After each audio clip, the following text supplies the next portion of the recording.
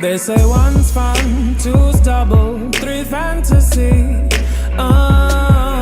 Here we all are, room full of lovers, poly, poly. They say one's fun, two's double, three fantasy. Here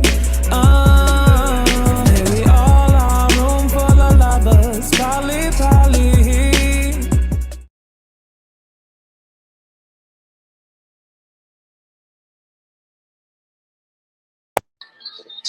Hi, everyone, and welcome to the 2022 Sex Work Survival Guide Summit. We are honored to have you. I am Tiana Glittisaurus Rex, also the president of our nonprofit, the Sex Work Survival Guide. I am honored to be here with you all. I'm excited to be joining you.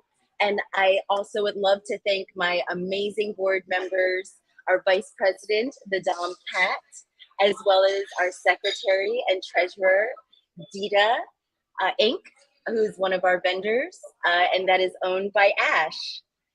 I'm just going to get right to it because we have a long day. So I hope that you all are going to be here throughout all of it.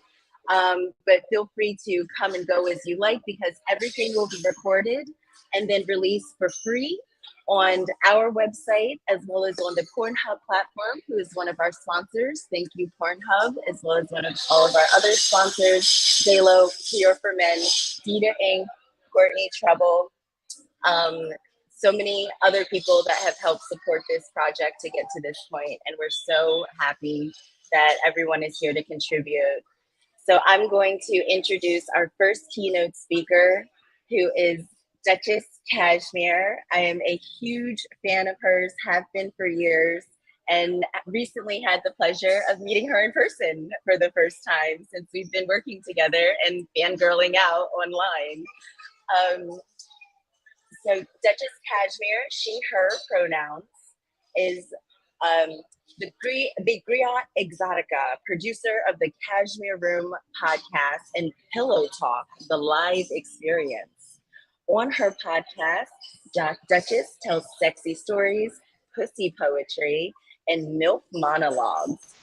Duchess uses her real life adventures, being a bisexual, polyamorous, kinky sex goddess, and femdom to fuel her imagination and to produce one-of-a-kind erotica. So without further ado, I am so excited to bring Duchess Cashmere to all of you. Please enjoy. Thank you. Thank you for having me. This is my first time at the Sex Workers Survival Guide Summit. Did I say it right? The Sex Work Survival Guide. Yes, Sex Work Survival Guide. Thank you for having me. My name is Duchess Cashmere. Oh, I forgot to say my line. Hello, lovers. Um, I'm really happy to be here, and I'm gonna just talk to you all about how sex work for me kind of intersects with all these other industries. Um, to me, sex work is art and literature and music. It is the service industry. Sex work is therapy and it's fitness, it's health, it's beauty, it's entertainment, it's theology. It can intersect with a lot of different avenues and a lot of other industries. It involves sex work. And sometimes sex work does not involve sex. It's copywriting, it's set design, and social media marketing and editing, which I hate, by the way. I hate editing, and public speaking. So it is a lot larger and a lot more encompassing than it gets credit for. I personally am a writer, and I didn't choose to do erotica. It chose me. Um, kind of like how sex work used to be. It used to be something people got into for survival. But because of the rise of platforms like OnlyFans and Excite, coupled with the pandemic, more and more people are very openly walking into sex work because it's times are different and we're stuck at home and we're having to find our cheese elsewhere and revamp and rethink how we're going to fund ourselves and how we're going to live. My poetry, my writing, it intentionally invokes a sexual response. And most of my, no, not most of it, all of my stories are written after and or about a sexual experience. And coupled with my personal lifestyle as a swinger, I feel like I am a sex worker too. For my art to be real, I gotta walk the walk. Authenticity is very important to me. I remember when 50 Shades of Grey came out, people always talked about how that's not really how it is. That's not, it's not real. So for me, my work's got to be authentic. So I got to walk the walk. I when I'm writing about things that I don't know about, I reach out to other sex workers or other people in the adult industry and I do research and I perform experiments to make sure my work is authentic. So that if I'm talking about doming a couple, I'm telling people exactly how it is to dom a couple. If I'm telling a story that's set in a hotel takeover, I've been to hotel takeovers, so I can really give to people a glimpse of what that's like, and that's important to me. I, in my vanilla life, I sell insurance, and I find that sex work is very similar to selling insurance. It's a non-tangible product. Like insurance, sex work is a promise. It's a promise of anonymity. A lot of our fellow sex workers, a lot of our clients, a lot of our customers require anonymity, and that is very important in our industry. Sex work provides an experience. It's on the, in its nuts and bolts, in its true form. Sex work is really a curated sexual safe space, allowing people to truly be who they are in a safe and consensual type of way. Sex work is also a service, and that service is pleasure. Some people might say that it's sexual pleasure, but when you get into kink, to me, kink is not inherently sexual, but it is inherently pleasurable. So I feel like sex work is a business of pleasure. To me, sex work is like the last true co-op. No, okay. No, nobody co-ops like sex workers do. We depend on our other people in the industry. A lot of us are self-taught with this technology, like things like Hop In and finding locations. So nobody co-ops like sex workers do. And I think that we do that because it's a direct correlation to the daily vilification of sex workers. Um, I can imagine proving your income to try to get a business loan because you are a dancer. It's hard to prove your income. And I've worked with lots of people in insurance, where do you work? Oh, I work at, the strip club or whatever. And I find that nobody refers like sex workers do. Because if I provide a good service for a young lady who is working in a strip club or a young man who is doing something in the sex work field, I'm going to get referrals from all of that. So nobody refers like a sex worker does. So a lot of people in vanilla world don't, they take us for granted, per se. Um, Nobody barters like a sex worker does because our industry is so deeply rooted in service. We have been able to evolve the service into our own type of currency. And that evolution is helping us to supplement our income in ways that other people cannot. We are able to exchange services, um, exchange ideas, things that I've taught myself, things that Tiana has taught me.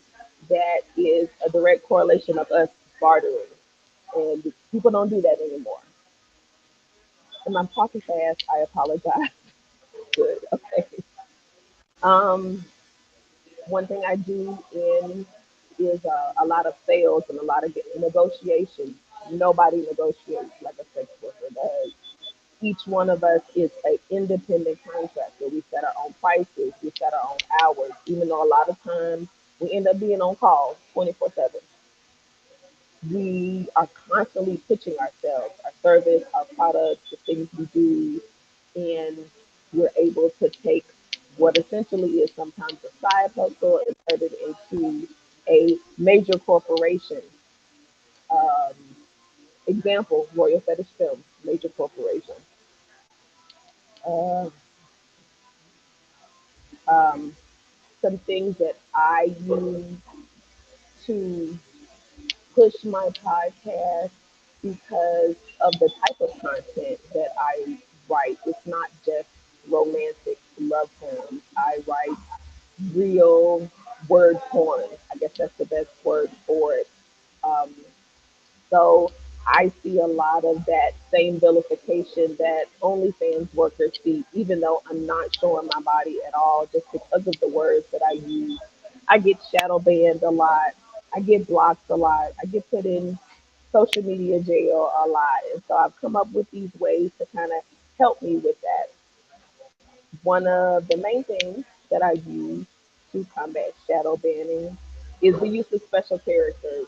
Whenever I'm promoting my work, I use a lot of ampersands for G's. I use a lot of at symbols for A's and a lot of. I don't use dollar signs because I find that the dollar signs can shadow ban you ever the more. I don't use a lot of dollar signs for S's. I use more ampersands for S's. And when I use those special characters, I use those same special characters on a website like Twitter, who is not as strict as Facebook, but to keep my content cohesive.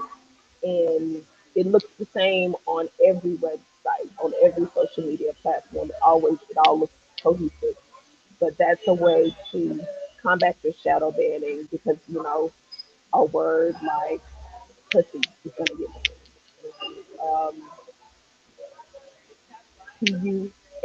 PU ampersand Y is not going to get banned, but it serves the same purpose.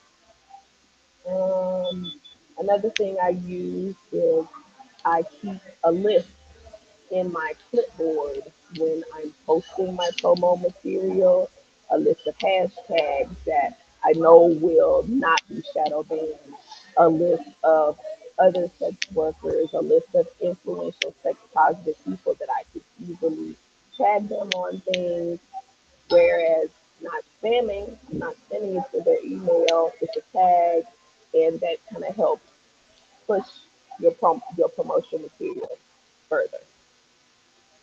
And I utilize a lot of lifestyle social media chat groups. You can share your things there more safely without getting put in social media jail because it's confined in a group. You still would need to follow like all of the guidelines, but it's more easier that way. And then of course if the group doesn't like it, they'll just kick you out, but there's always another group you can join into. Um,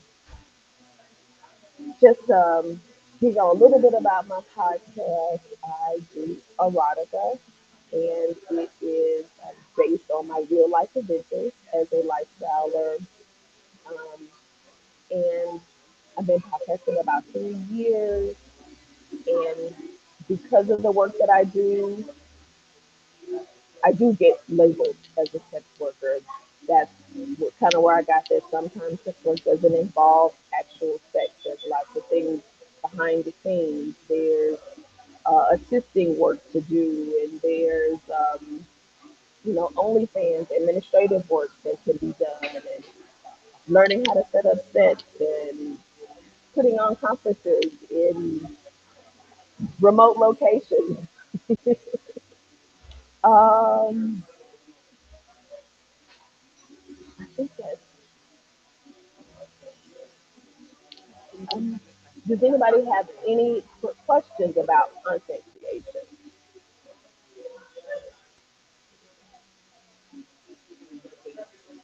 there? right here. Oh, this right here. But in order to check back, I'd have to be over here. Thank you guys for your patience.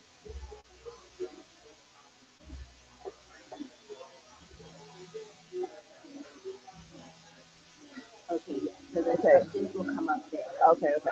Anyone has questions or has theirs, please drop them in the chat.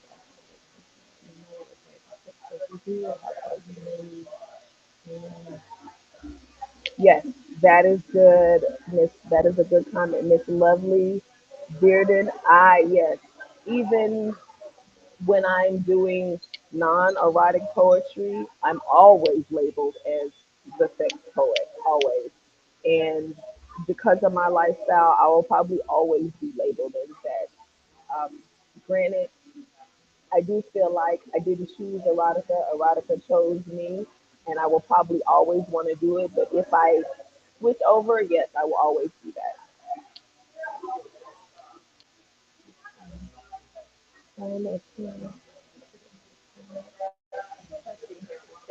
Okay,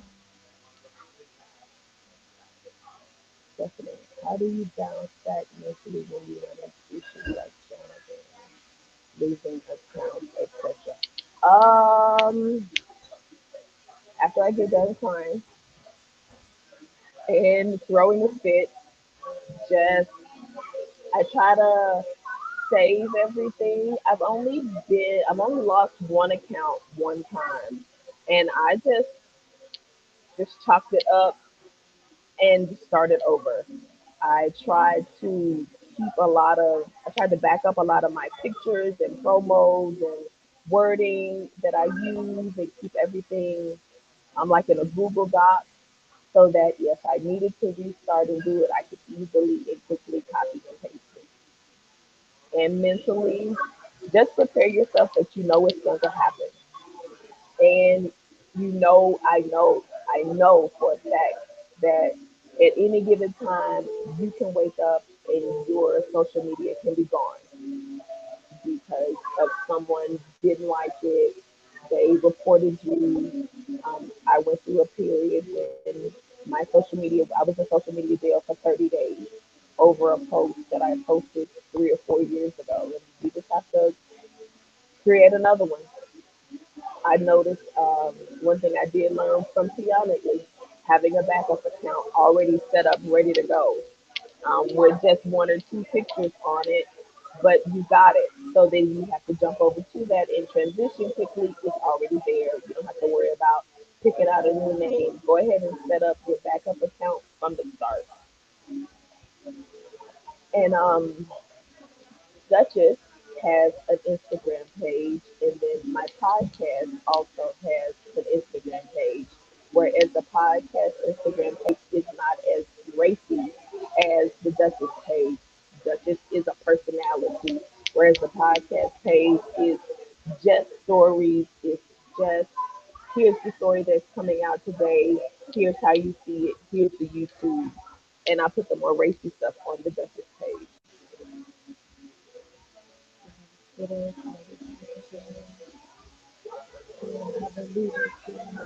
There was a question added to our Q&A section. Okay. There's now two questions in our Q&A section. Okay. Where do you make your content and how do you protect your privacy? Gotcha. I used to make my content in my bathroom, but my daughter recently became an adult and she moved out, and I converted her bedroom into my studio. And as she is grown now, we will be probably converting that into her studio as well. Protect my privacy protect my privacy. Well, for one, angle on whatever you're posting. People who know Duchess Cashmere usually always have a mask. I have a very large mask collection. I have a lot of veils in order to shield my face on social media. But when I do live events, my face is shown because I feel like people pay money to come and see me speak, They need to at least be able to see my face. And as I'm almost at the end of my vanilla career, I am less concerned about it. For someone who was kind of still in the middle of their throes of their vanilla career, buy a lot of masks um, to shield your face in order to protect your content and have separate accounts. So in separate phones, I just recently upgraded my phone to where I'm transitioning more and more of my cashmere things into, excuse me, one phone. And then me as a person, I have my personal phone, so I'm transitioning in that way. That helps me. How's it been navigating your professional and personal life? It, I have a good support system at home, whereas because of my job, I have to have anonymity. In my personal life, I do not require anonymity. My family and my personal friends are very supportive, and I don't have to hide it from them. So I just have to hide it from 8:30 to 5, Monday through Friday. There is a question in our main chat Hmm. from Goddess Destiny. I Hmm. think the pronouncing your name, Goddess. Do you have any advice on balancing an in real life professional career with content? Yes, the same type of boundaries that you set up for everything else, set that up for your sex work. I only do this type of work between the hours of, Friday and Sunday. And I try to really stay committed to my vanilla job when I'm there so that I don't have to take phone calls after hours. Um, and then as far as my home life and my sex work is enthralled together because me and my husband both are lifestylers. So I don't have to worry about that intersecting. Um, I don't really have any experience with balancing my home with the sex life because my home is open to my sex work life. Another question in the main chat, and if you have questions, they will be easier responded to in the Q&A section. You can feel free to use them in the chat. The Q&A section is more ideal. From Eliza F. Hmm. Thank you for this talk. Question: how do you reach potential followers and grow your following on a new social media account? Guerrilla marketing. I follow people who have more followers than me, and I like and share their content. And most content creators recognize that all of us are trying to beat the algorithm together. So if you like and share someone else's content, they're like, hey, who is this lady who is liking and sharing my content?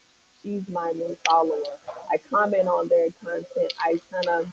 I do try to build a rapport with them, and then I start to tag them in my content.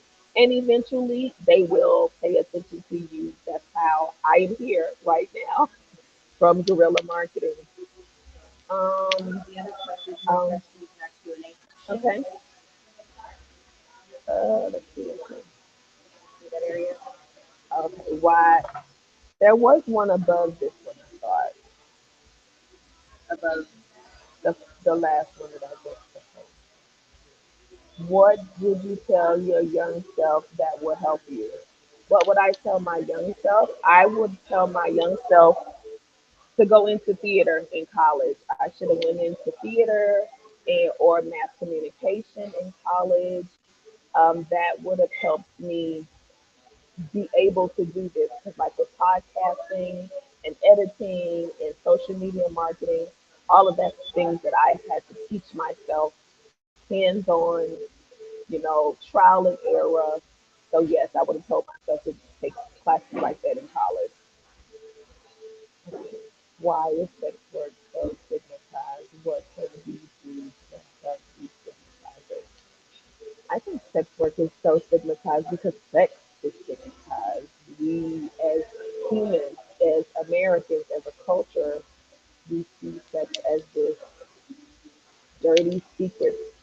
private thing, in which yes, some of it is private, but it's not dirty. You know, we're all created we're all walking, breathing orgasm. Every one of us was created in an orgasm. So we're all walking, breathing orgasms. So we shouldn't feel so closed and so um, bothered by sex. I was in a class one time, and this black master fetish trainer was teaching, and she asked us all to write down 3 words of how we felt about our sexuality growing up and how we were taught, and almost all of us had the same 3 words: nasty, fast, and dirty. That's what we're taught about sex. And I think a way we can destigmatize it is to teach our children early on that no, it's not nasty, it's not dirty, it's not ugly. Yes, it is private, but it's not nasty, fast, it's not dirty, and it's not ugly, it is not something bad.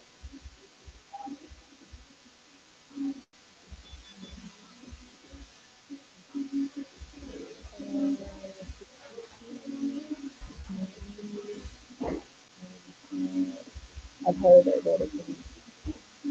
I haven't gotten into Reddit. Like I said, a lot of the stuff that I do is so self-taught, so I haven't kind of have to like, oh, I just transitioned to Snapchat, posting on Snapchat like about a month ago, and so it is a learning scale on that.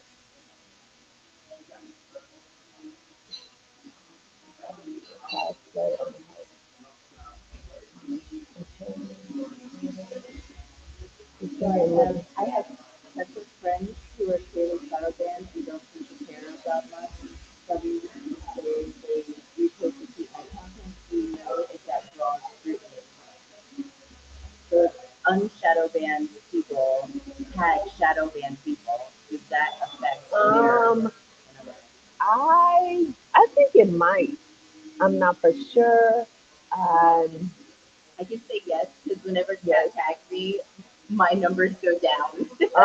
So yes, it does. If someone who is shadow banned tags unshadow banned, yeah, I But would. I'm also shadow banned. Let me just say that. I'm just less shadow banned than Kat, I guess. So yeah, but I mean, and then there's what I don't know, the shadow banning. I just learned about the shadow banning recently because I was using a lot of hashtags that I thought was drawing people in, but at someone brought it to my. I think it was you brought it to my attention. Like, hey, don't use this hashtag. Use this one. I would say look at other people's posts, see what posts have good numbers on them, and look at what hashtags they're using. Because a lot of times the hashtags that we as sex workers might catch our eyes are the ones that are shadowing. So whereas you would use sex positivity as a hashtag, that's a very popular one. That's not very shadowing. Okay, we have another question. What's the best way to start behind the scenes, like set design?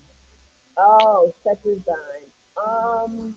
Now that pandemic time is over, I think a good place to learn about set design is a local community theater program. Um, that is where I learned about set design, and I learned about just public speaking more is through community theater. That is a good way to learn that. What's your favorite content to make? My favorite content to make is my stories, and I prefer the performance of the story. Um, I I'm getting more and more comfortable with video, and once I release myself of this vanilla job, I'll be 100% comfortable with video. But the stories are my favorite type of content to make is performing the stories. Because even though it's a podcast, if I had a video camera in there where I could record myself, I really do perform the stories as I'm reading them. As I'm reading them on the podcast. consistently authentic to yourself in your content? Because I live the life. I put myself in lifestyle situations like recently I and then like if I decide to write something that I don't know about, like recently I was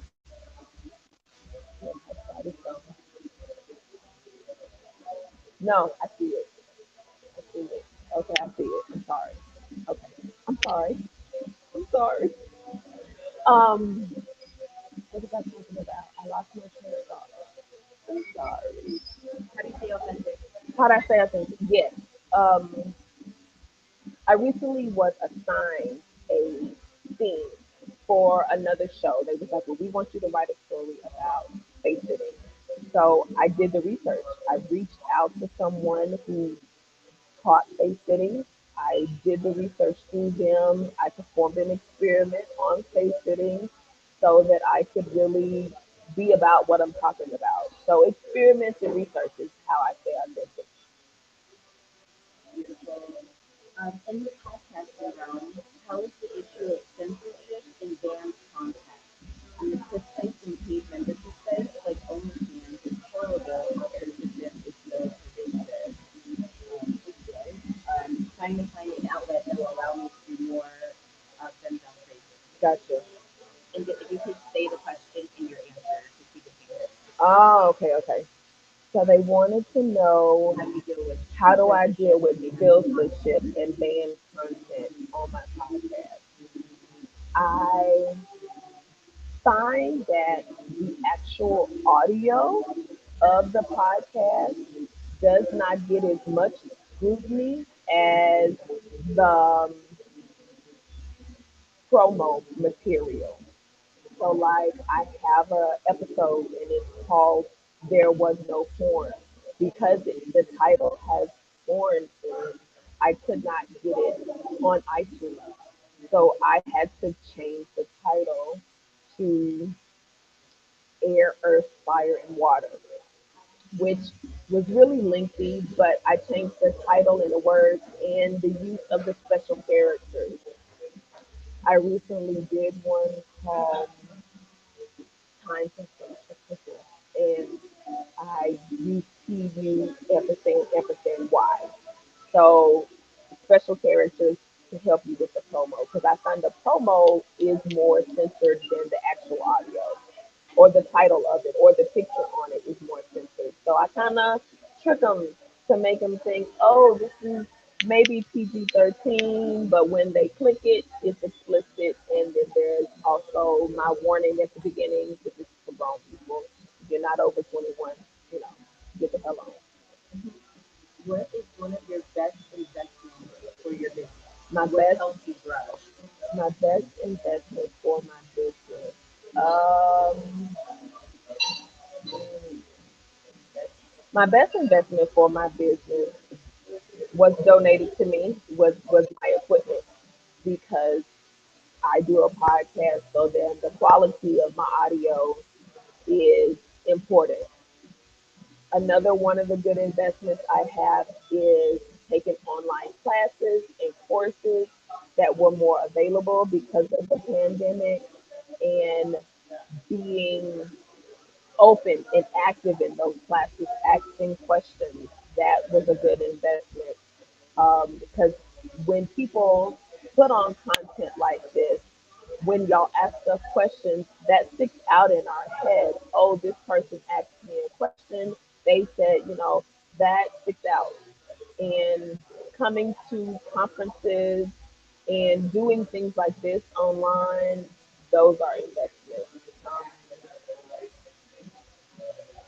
I purchased the full membership on like SoundCloud and Anchor.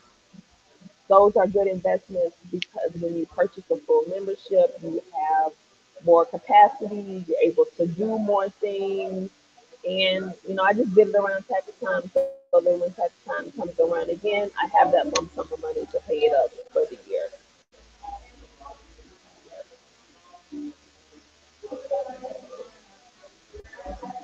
Oh, how do you prevent burnout?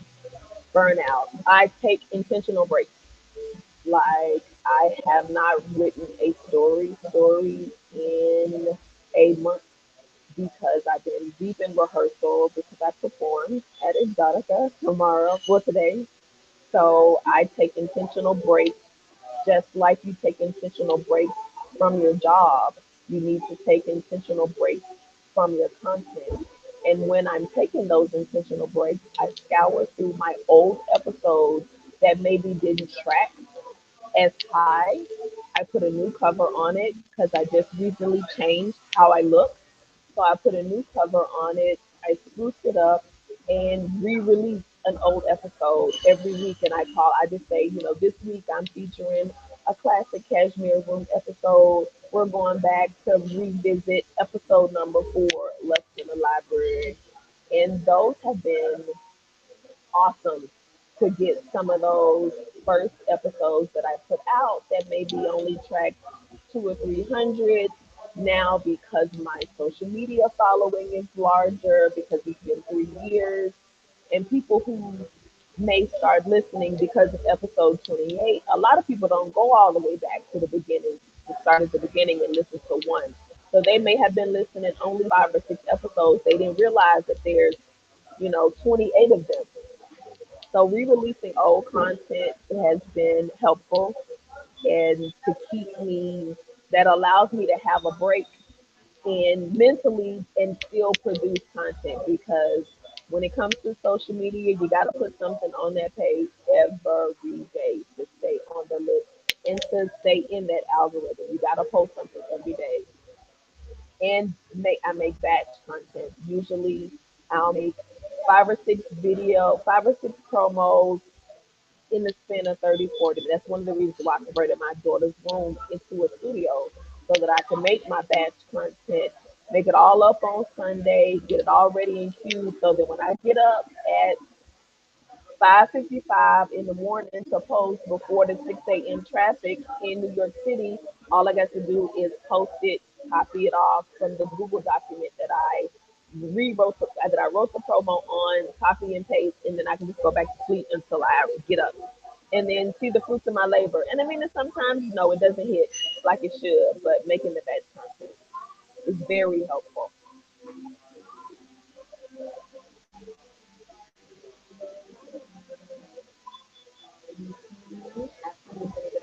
Does anybody else have any questions?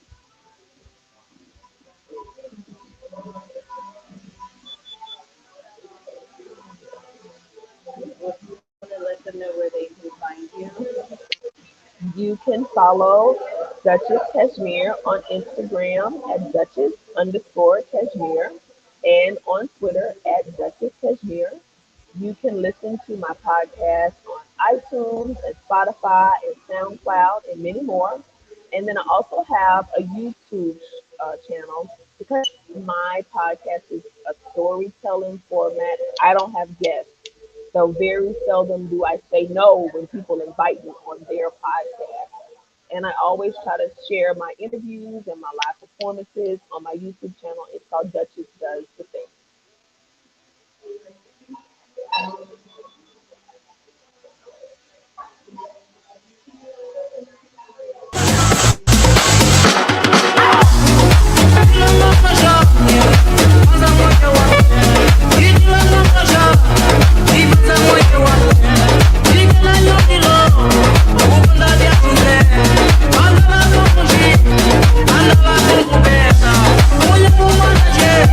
Yeah.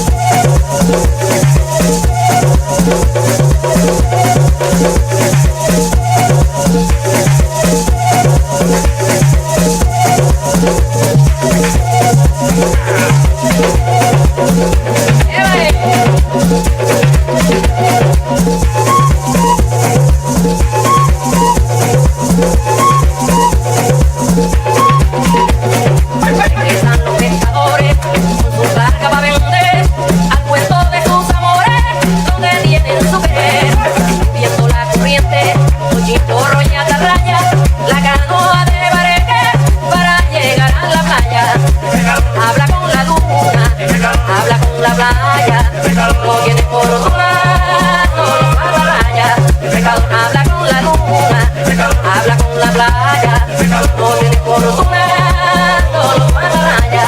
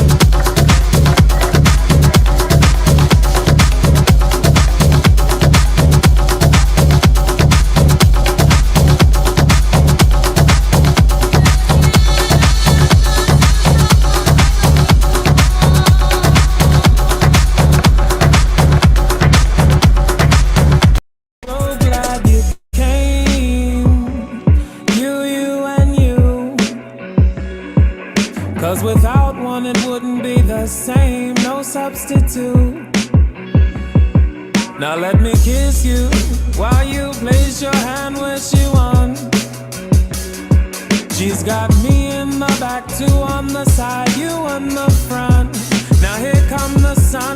They say one's fun, two's double, three fantasy. Here we all are, room full of lovers, poly poly. They say one's fun, two's double, three fantasy. Here we all are, room full of lovers, poly poly. Listen, so many ways to love and lust. BDSM, you like it rough. Our cucks just love watching us fuck close up. Wife covered in nut, her husband there to clean it up.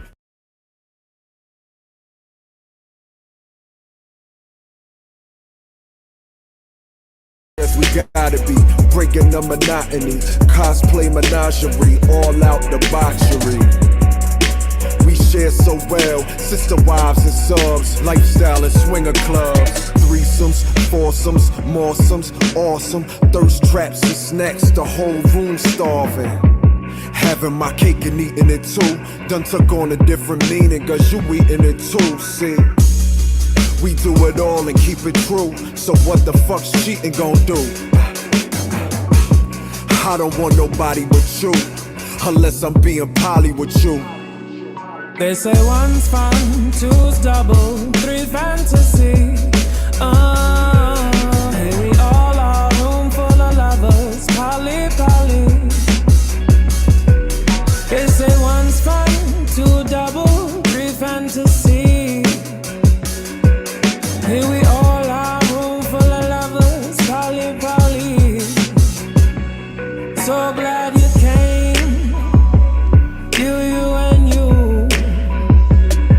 Because without one it wouldn't be the same, no substitute. Oh, let me kiss you while you place your hand where she wants. She's got me in the back, you on the side, two in the front. Now here come the sun. I don't want nobody but you, unless I'm being poly with you. I don't want nobody but you, unless I'm being poly with you.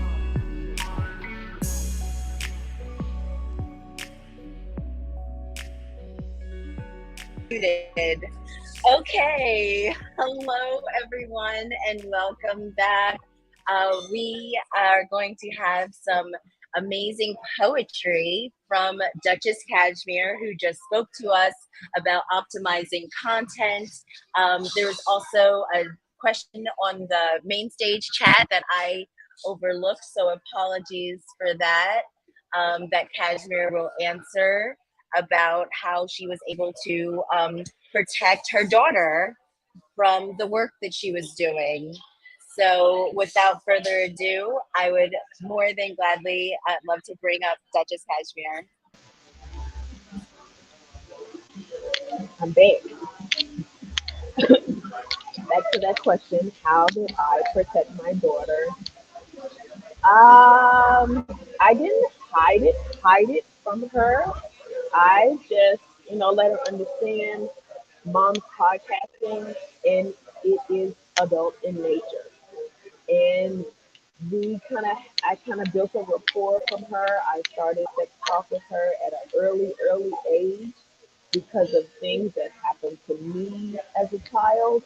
I wanted to empower her early as a child. So like we didn't use nicknames for body parts and things of that nature. So I cultivated a sex positive house from the start. So she understood that, mom's doing something that is adult and honestly, she produced the music that plays in the background of my podcast. And even though now that she's grown, she's never listened to it because, I'm a mama. So I didn't really have to worry about that. But we came for a story, a little bit of poetry, yes? So let's get into it. I do have a piece that is called my anchor piece, and it's the first piece of poetry that I wrote. And as far as erotica goes, and it's called "Come Inside the Sanctuary." So here it is.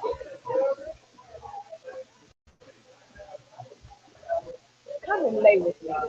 inside my cashmere room, and we shall lay from root to root, sacral to sacral, sun to sun, heart to heart, throat to throat.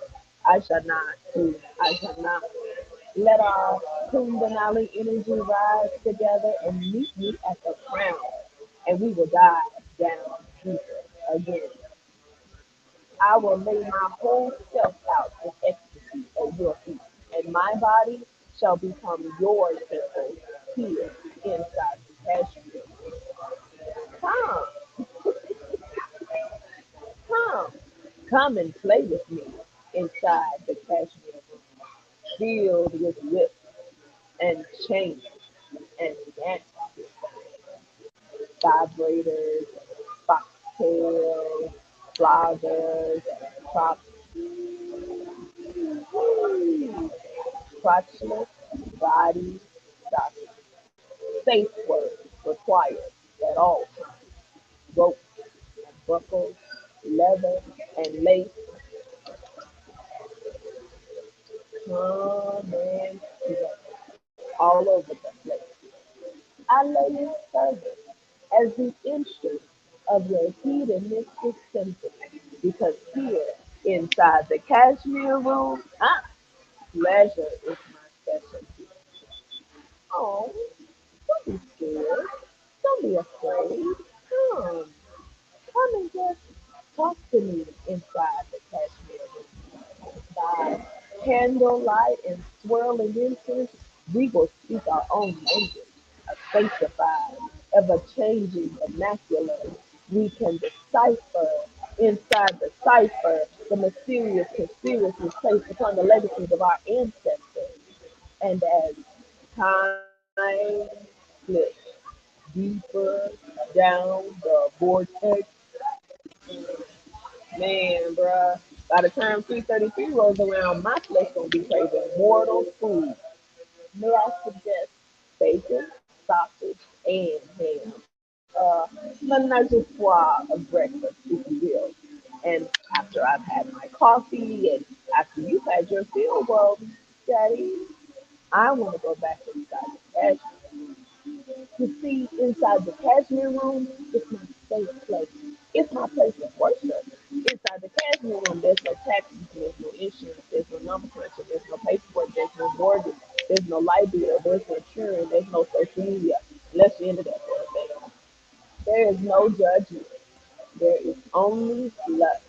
And sometimes there will be pain. So come. Come inside the cashmere room and let the Duchess show you the way.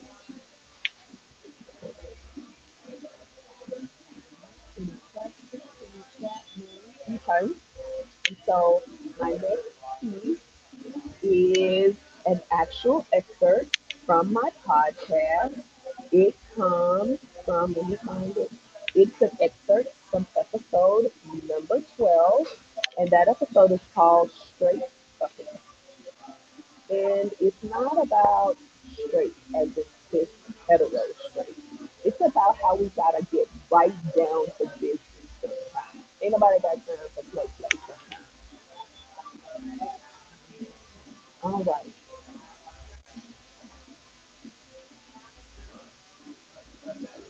straight fucking. No time for play.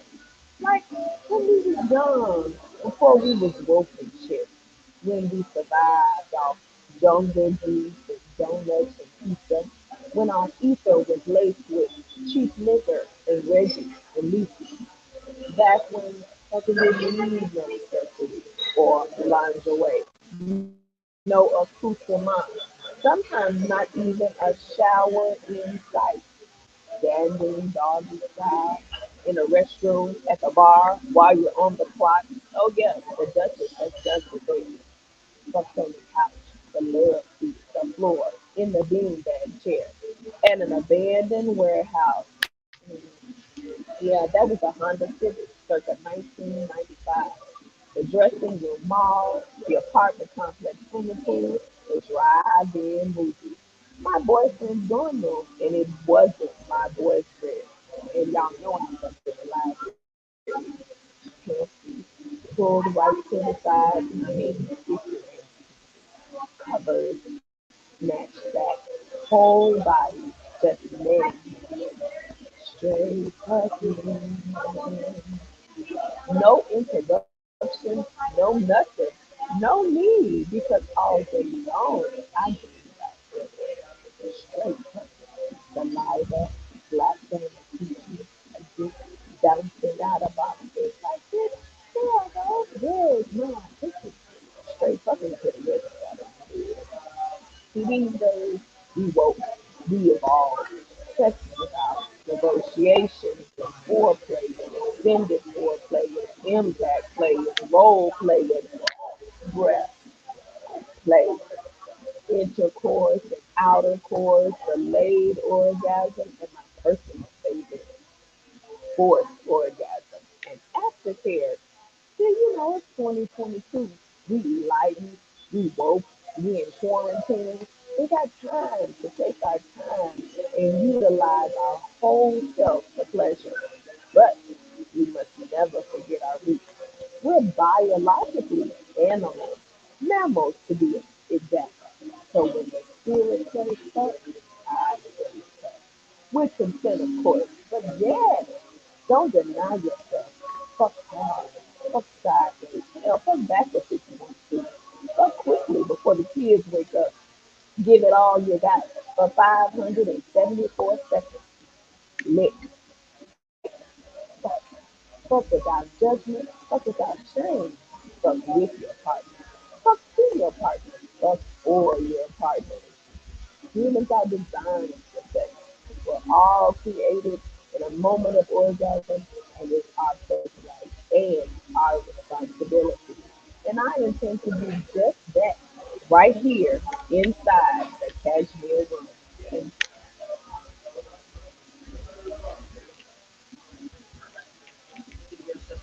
oh, my social media. Yes, you can find Duchess Cashmere on Instagram at Duchess_Cashmere and on Twitter at Duchess Cashmere.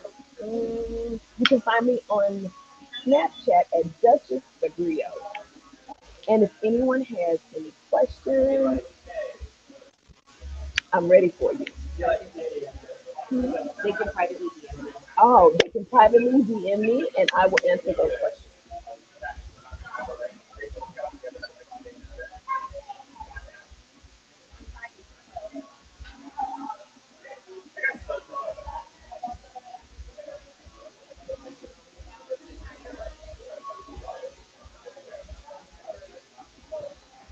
Oh, thank you so much.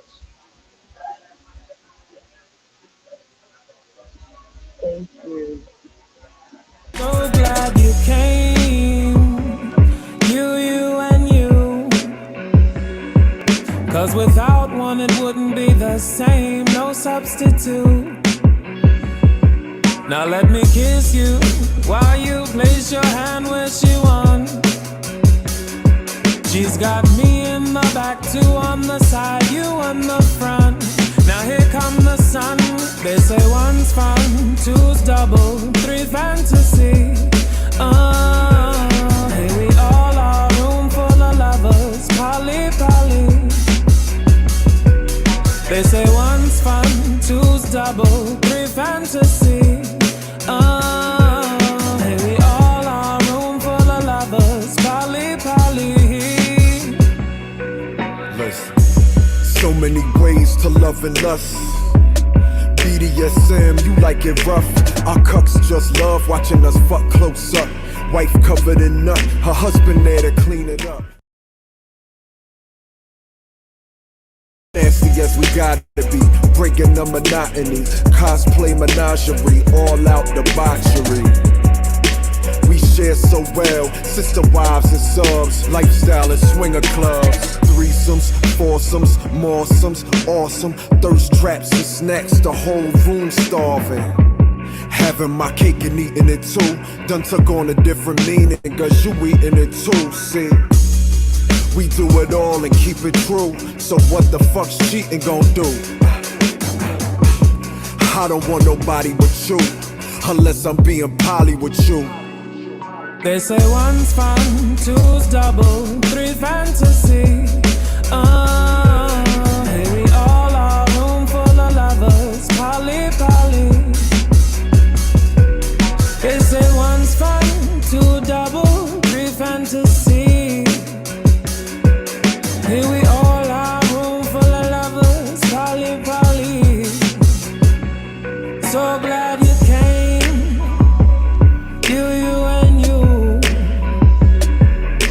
'cause without one it wouldn't be the same, no substitute.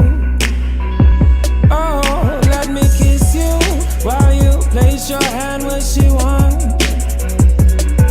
She's got me in the back, you on the side, two in the front. Now here come the sun. I don't want nobody with you, unless I'm being poly with you. I don't want nobody with you, unless I'm being poly with you.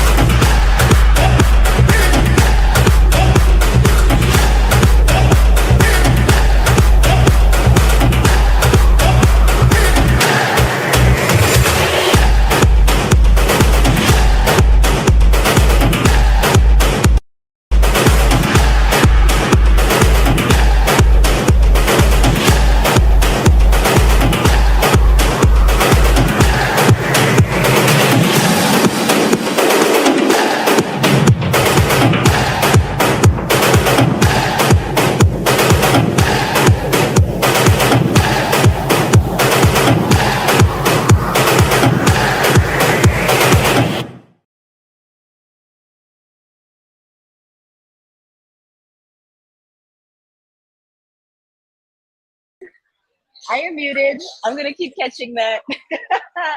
Thank you again for everyone who is still here and with us. If you missed Duchess Cashmere, who just spoke about content optimization, as well as read some of her erotic original poetry, do not fret. Everything will be recorded and you can catch the replay. Or if you just want to listen to it again, feel free to do that as well. With that being said, we have amazing more programming for you, and I would love to introduce our next speakers. So we are bringing to you the amazing team, or part of the amazing team, because there's another amazing person that's a part of this that is not present. But we have two people, Lena and Indigo, that I personally work with on the Reddish Royal Fetish toy line for Jet Setting Jasmine and King Noir. So I've had to work very closely and extensively with these two people, and I love them dearly. We had a little party backstage while everything was happening. So Lena is one of the owners of Lust Arts, and they are a small team dedicated to creating quality adult toys designed with a passion for detail, craftsmanship, and safety. Lust Arts handmade toys and venturing accessory themes are crafted to help you explore every realm of your imagination. And they literally mean that. If you can imagine it, they could probably help you bring it to fruition if they haven't thought of it themselves already. Lena goes by she, her pronouns. Indigo Wolf is the other part of this amazing team. They go by they, them pronouns and are non-binary, fat guy millennial, an all-around nerd. Yeah. They have spent the better part of the past 5 years ranting about capitalism and trying to travel, but mostly making it only to the front porch. They hope to work as a therapist in the future and love all things psychology related. Without further ado, it is my absolute honor and privilege to introduce Lena and Indigo. Please take it away. Hello. Hi, everybody. Thanks for coming. Thank you. Pun Starting off intended. with, yes, oh yeah. When we want to talk about sustainability, I think knowing what we're talking about is really important, because every one of us can approach sustainability with a different idea.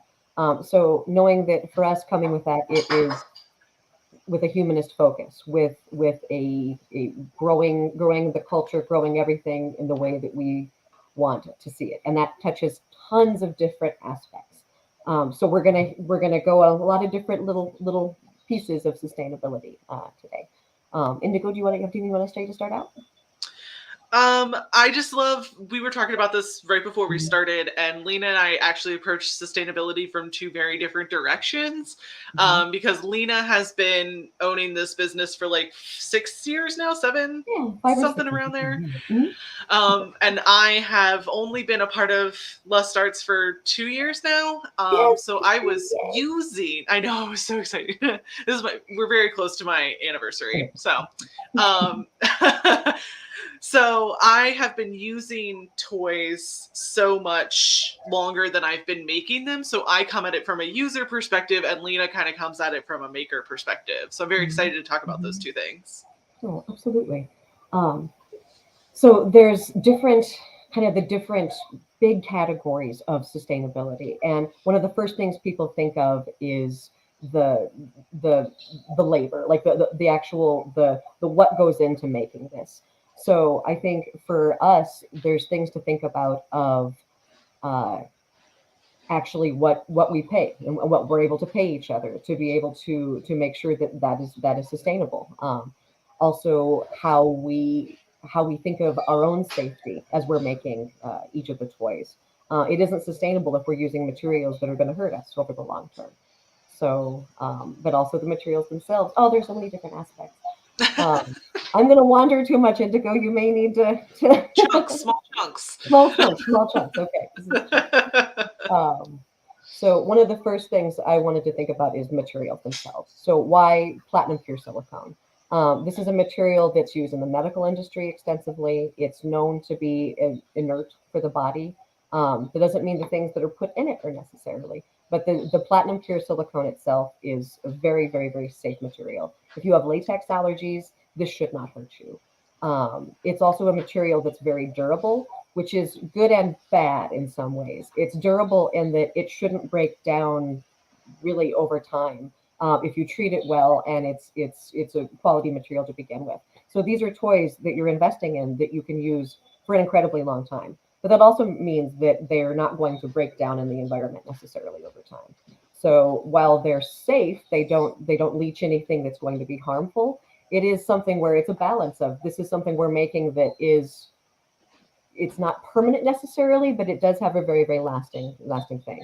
So thinking about that, someone's investing in this. This is an expensive material.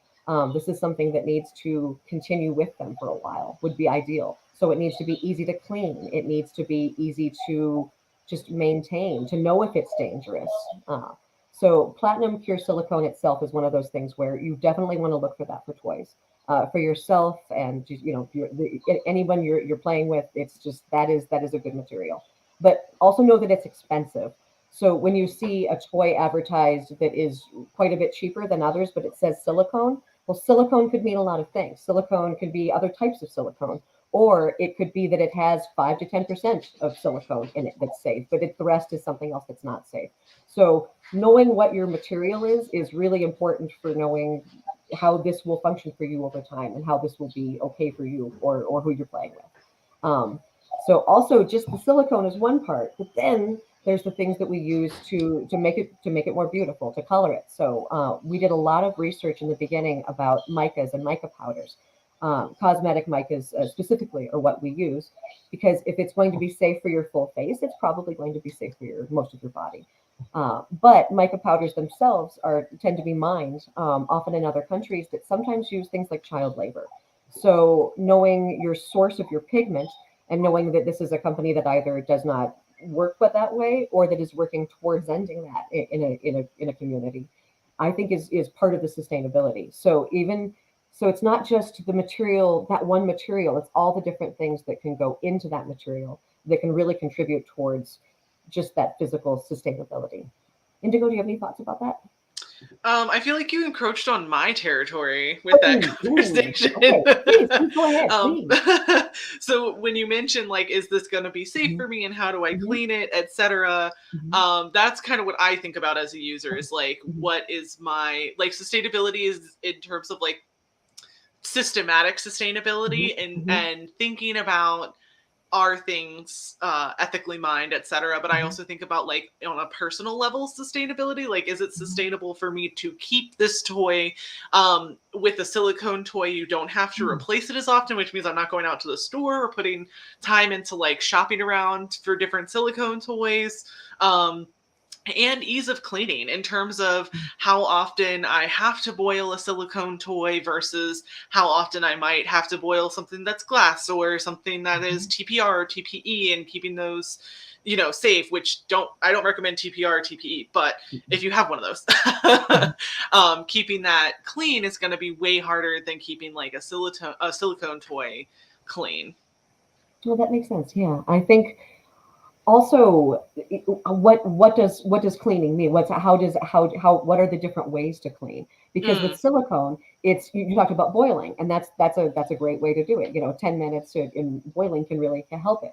So making sure that the pigments that are used are safe for that. There's no other additives that aren't safe for that, because silicone can go to untinted. I believe it's around 500 degrees Fahrenheit for many of the silicones that we use, but 400 is safer.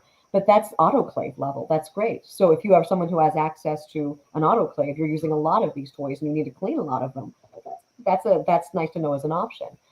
Toy cleaners. It's nice to know. Some of them are nice, but honestly, just soap and water, just non-abrasive soap and water and things. Yep. So that goes back to something that I think about for sustainability is this information. Is knowing that there's all these different ways to clean their toys and what is safe and what is not safe.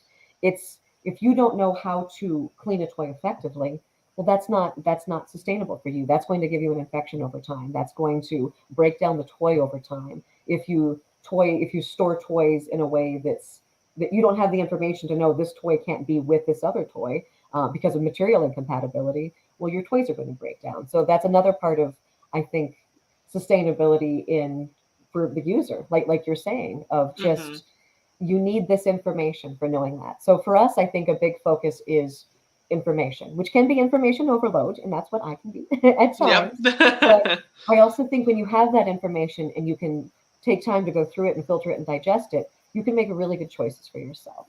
So that's where, even if you don't end up purchasing something from us, I want you to know good questions to ask for any other toy maker. And the indie toy makers, huge toy makers, anybody. If anybody can't tell you, here's material safe data safety sheet information on the things we use, or can't be transparent about what's actually in their toys, well, that's a warning sign. That's something that the price may be amazing, but how is it sustainable for you?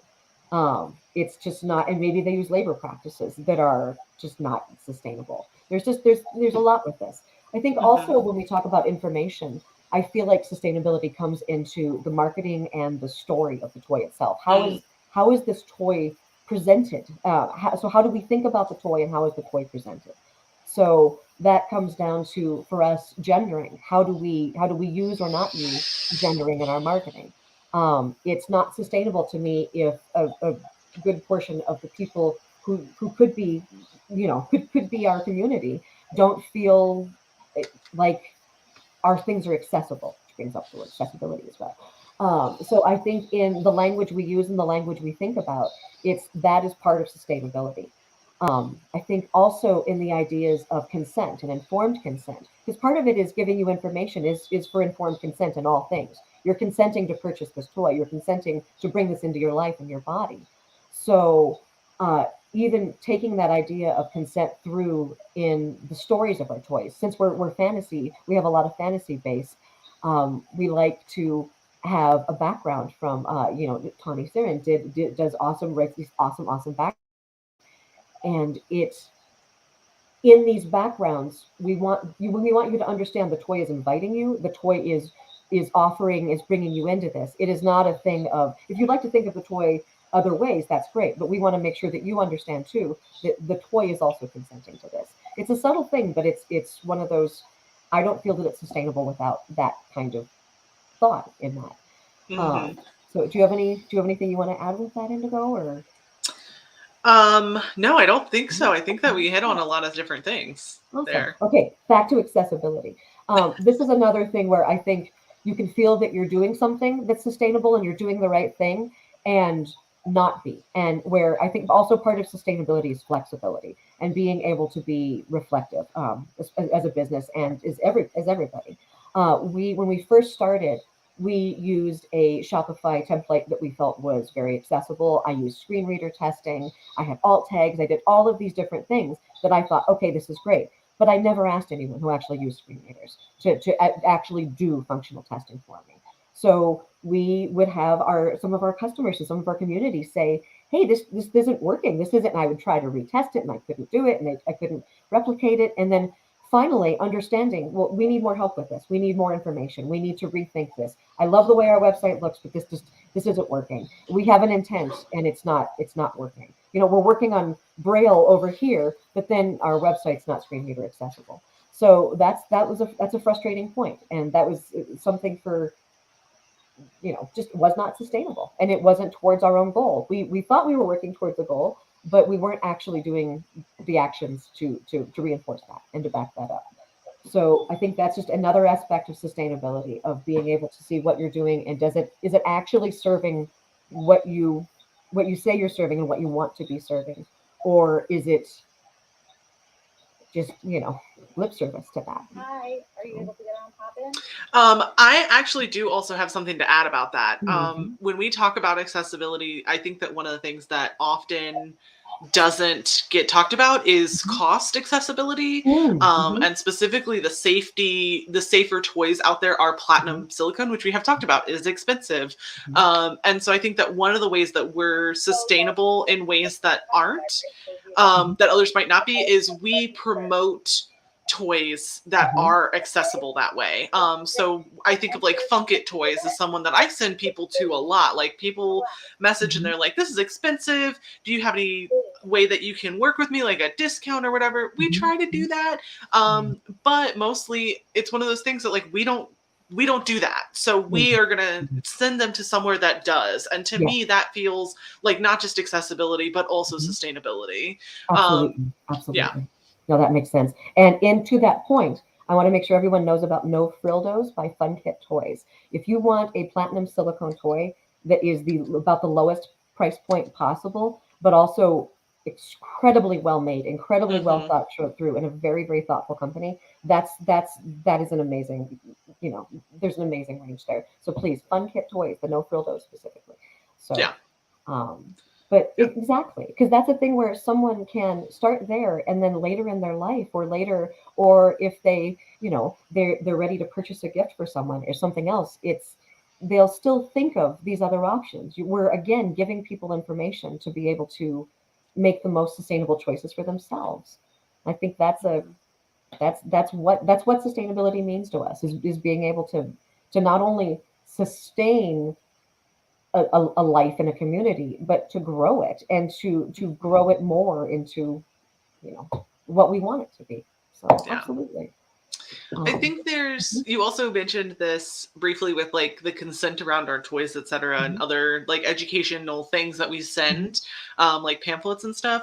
But I also feel like being at this summit is a sustainability thing for us. Like we are working to create more education that is accessible to more people, which I think is one of the more important parts of sustainability and specifically accessibility, because sex education is so fraught in this country, to put it nicely.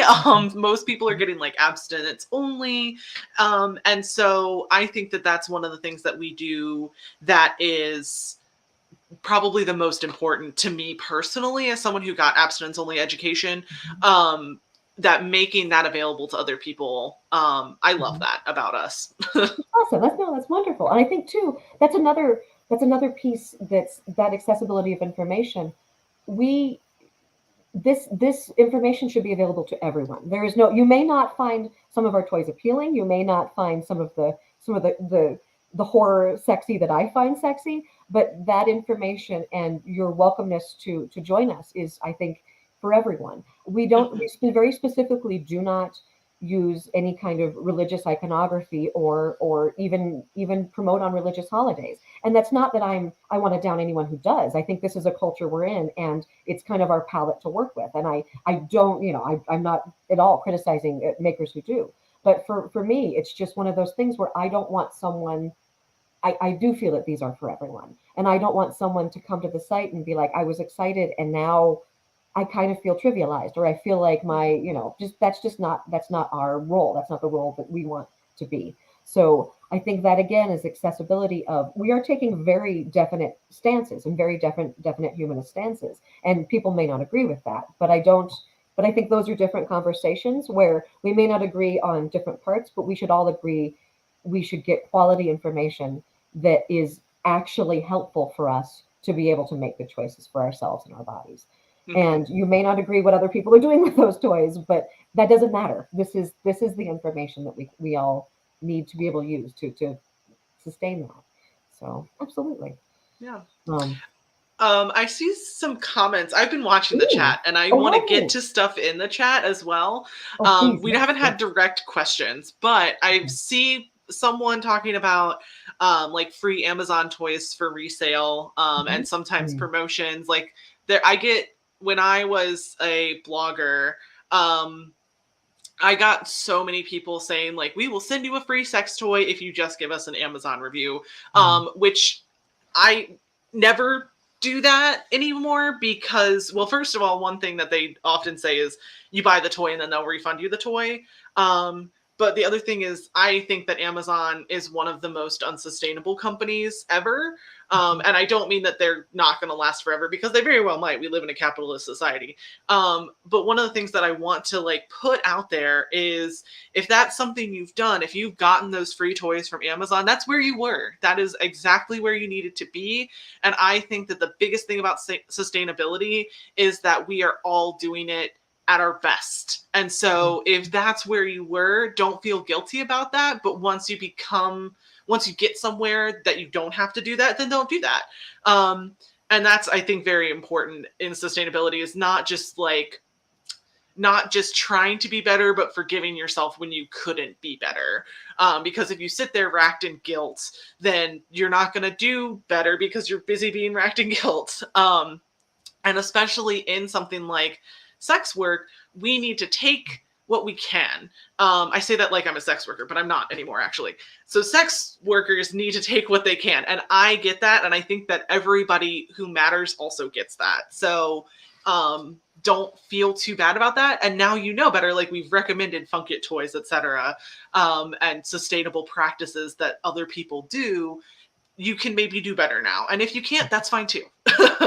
Definitely. And I think that too, there's current choices where I think it isn't an all or nothing thing with sustainability. Right now, we have a big debate with our packaging and plastics, because that's a big debate. We do use plastic bags mostly, and we try to make them good heavyweight with a nice resealable zip. We try to make them reusable essentially. So if you can't, it's a nice bag that's tough to throw away, because there's a lot of good things you could actually do with this bag, and you can store your toy in the bag safely. But we had experimented with these plastics that were made of, they're biodegradable plastics, and that would be great. That sounded awesome. That sounded wonderful. Okay, this is a better plastic. But for us as the makers and for the customer, these plastics were so loud and so just tactilely headache inducing. It was just it was a terrible experience to work with these plastics. So we switched back to the recycled.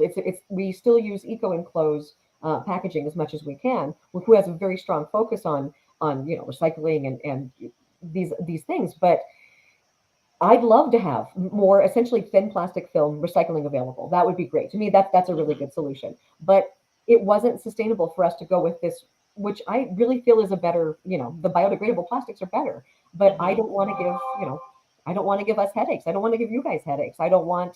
It's just not worth it. So that's one of those things where I know that isn't the best solution, and I am still looking for another solution, but that's where we're at right now. It's not perfect. And we are contributing towards some of the landfill, and I don't like that, but we're trying. So yeah. I think that the other thing that also plays into that and goes to like do what you can where you can, I think that that's exactly what that is. And so I am the secondary studio for Lust Arts. I make a lot of the accessories, suction cups, the handles, etc. And so when I was setting up my studio, at this point, all of my stuff is eco-enclosed, because they recently came out with a softer plastic that does not give me headaches, which is great. And I can do that because it's I don't have a heat sealer. So the accessories don't necessarily need to be sanitized the way that an actual insertable needs to be sanitized, which also, speaking of, insertable is the term we use because dildo can make some people uncomfortable and penis is gendered. So, well, often gendered. So we are even doing that in our languaging, is how we're trying to stay gender neutral. And we talk about how we use things more than we talk about like, what they are or something, that probably makes more sense in my head. Anyway, so when we set up my studio, or when I set up my studio, I was starting to think about how are things going to be more sustainable? How can I get my the trash from my studio? How can I package that in a way that makes the most sense ecologically, etc.? So again, we're doing what we can where we can. And we're waiting for more solutions from people that we don't have that. I can't make a sustainable plastic. I think Lena would love to, but she can't yet. Yeah. No. And that's something else of pushing the companies that you work with. And that's where, as the consumers, you have a huge voice with that. I like to bother, our Smooth On is one of our biggest suppliers for silicone. They're a very, very high quality supplier, but all of our silicone comes in these plastic buckets that are recyclable, but they're not, I'd love to just refill them. I'd love to be able to. So we have a lot of buckets, and I have some furniture made of buckets, and but it's one of those, eventually they're going to figure out some way, because this is a company who's responsive. That's also the reason we still work with this company, is they are responsive. So if you have a concern and a company is dismissive to you, or is gives you weird information, that's one of those. I hope there's an alternative, and sometimes there's not. But it's knowing that you should be able to ask these questions, and it shouldn't be a business secret if somebody uses certain sustainable materials. It's not a I'm not going to tell you my exact color formulas, but I will tell you my color suppliers, and I will give you a material data safety sheet if that's something that would be helpful for you. Absolutely. And I question makers, if you don't do that, why? It's just why. It's harder. There is more information, there's more thought to it, but that's sustainability. That's the thing that later down the road, there's not going to be a surprise of, oh, I didn't research glitter, the sizes enough, and now stuff comes through. It's there's different.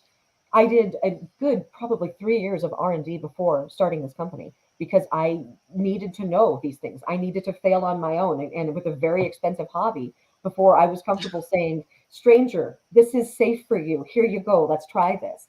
And I think that's just really important. Mm-hmm. Are there any other questions that we are missing? Or is there any? There are two things I wanted to address from the chat. The first is we need to think about using paper tape, which Priestess Poison suggested. Okay. So we'll come back to that in our business chats. Okay.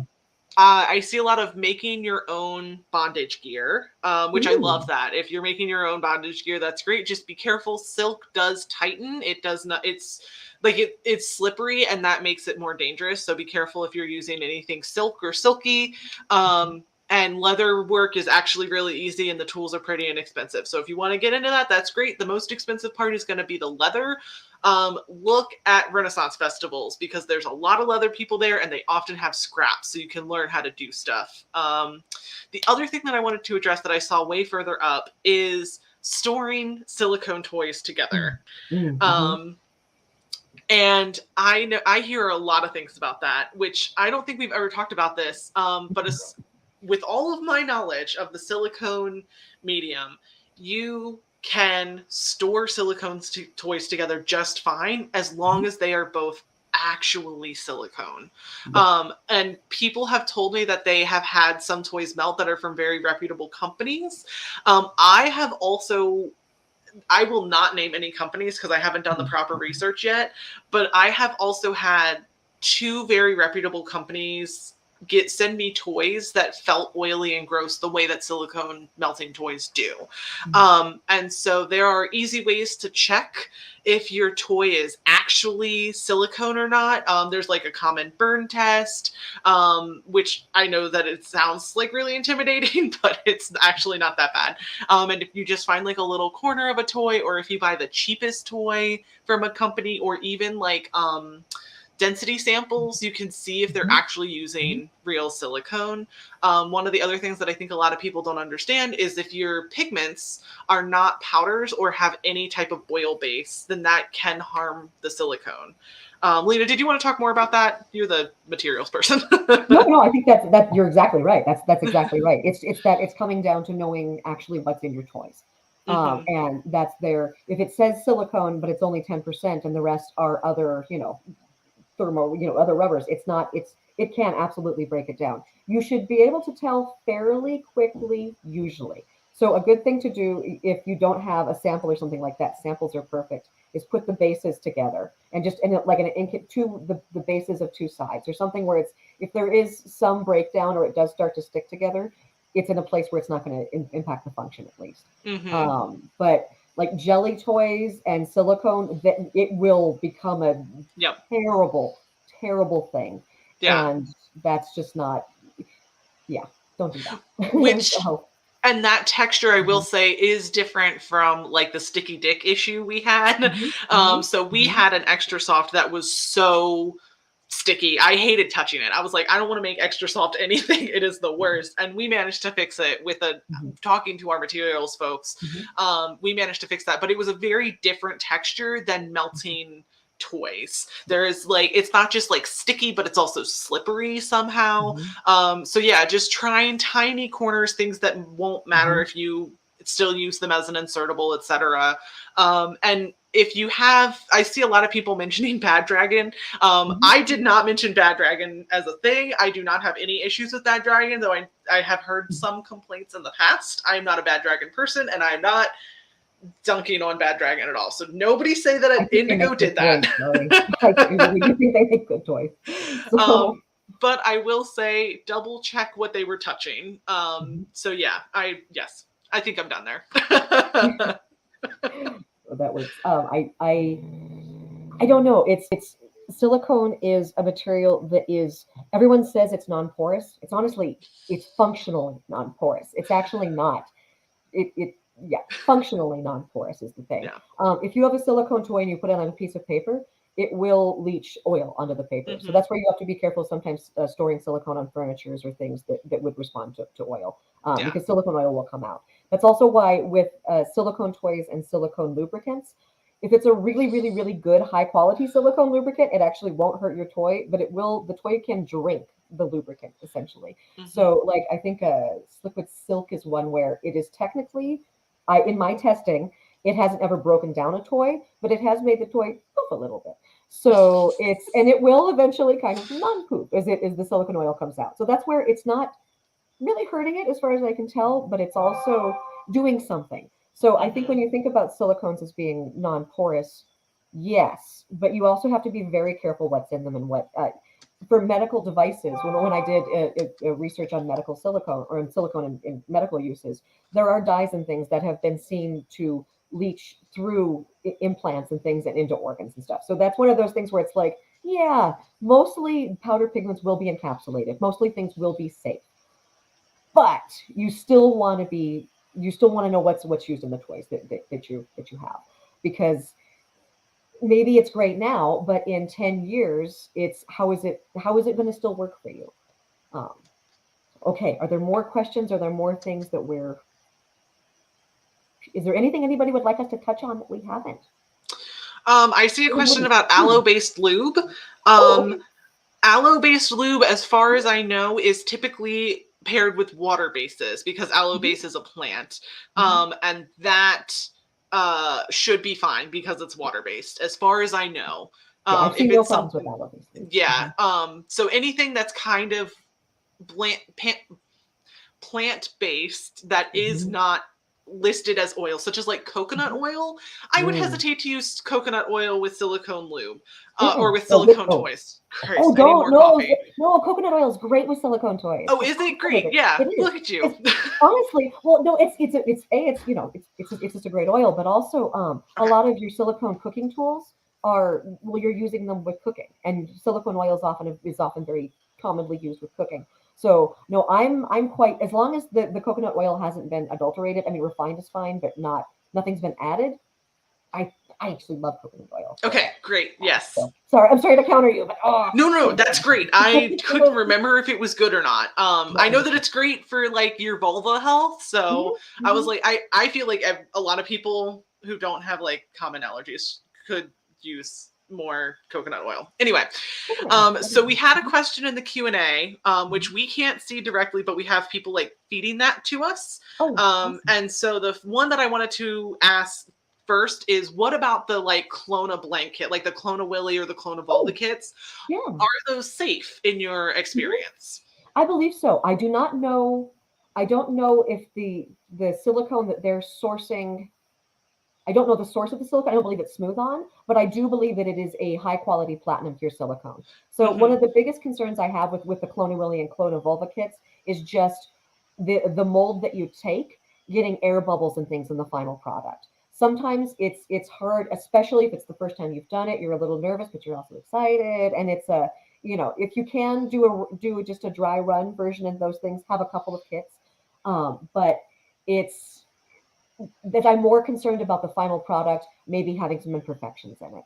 Otherwise, I think the material is just fine, and I think the idea is just fine. I'd also say, if you have access to in the United States, there's Reynolds Advanced Materials is kind of the sales arm of Smooth On, the distributor. They are kind and knowledgeable and not weird about sex toy questions.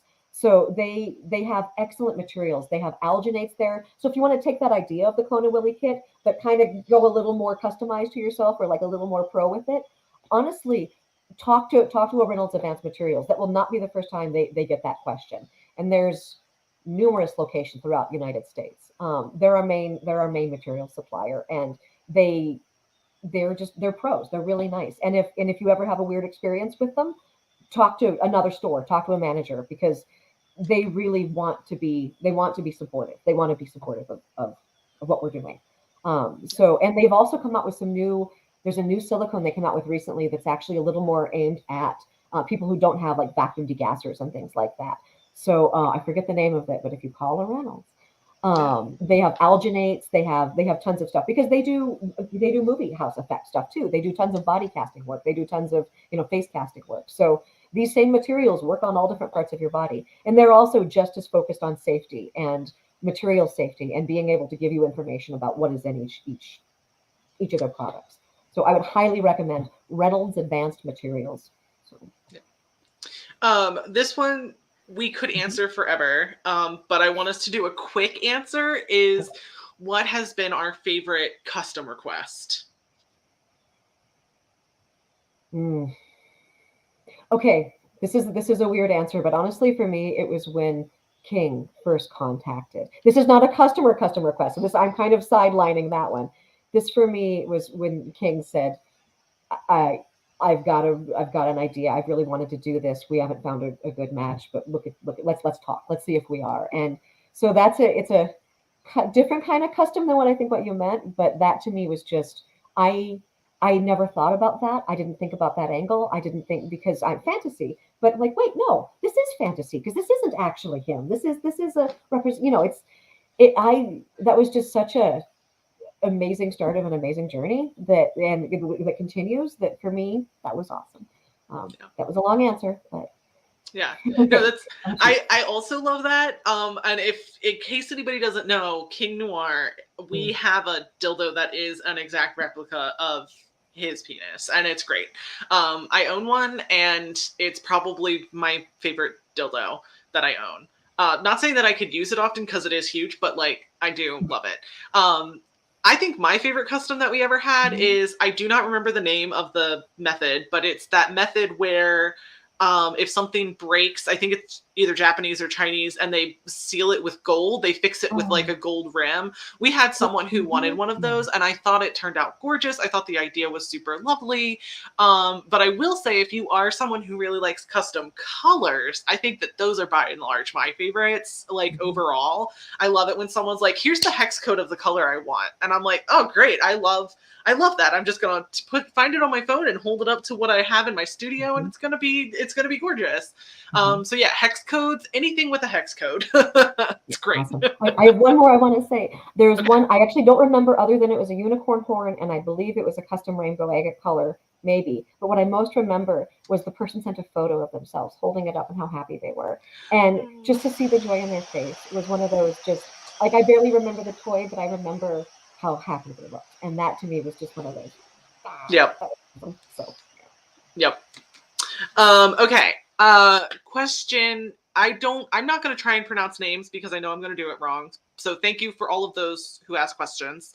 What type of condoms are safe to use with platinum silicone toys? Specifically, are non-latex condoms safe to use with platinum silicone? In my research so far, yes. I've tried, I believe it was an animal-based, I think it was a sheep, some kind of sheep skin. It was not vegetarian, but those were okay. And then mitral, I'm sorry, I know, I'm a vegetarian. But, and I believe that no, I just wondered how you got a hold of an actual sheepskin condom. No, they're still in the store. They still make them? Wow. I didn't know that. Was it expensive? Maybe it was like, maybe it said like, and then I just got excited because I was like, I don't know. Whatever. But usually looking for either non-lubricated or water-based is going to be the lubricant. To me, seems to be usually the kind of potential danger versus the actual condom material itself. Yeah. That to me has been the most biggest difference. What do you think? I think I have the same issue. It's been a little while since I've used a condom, actually.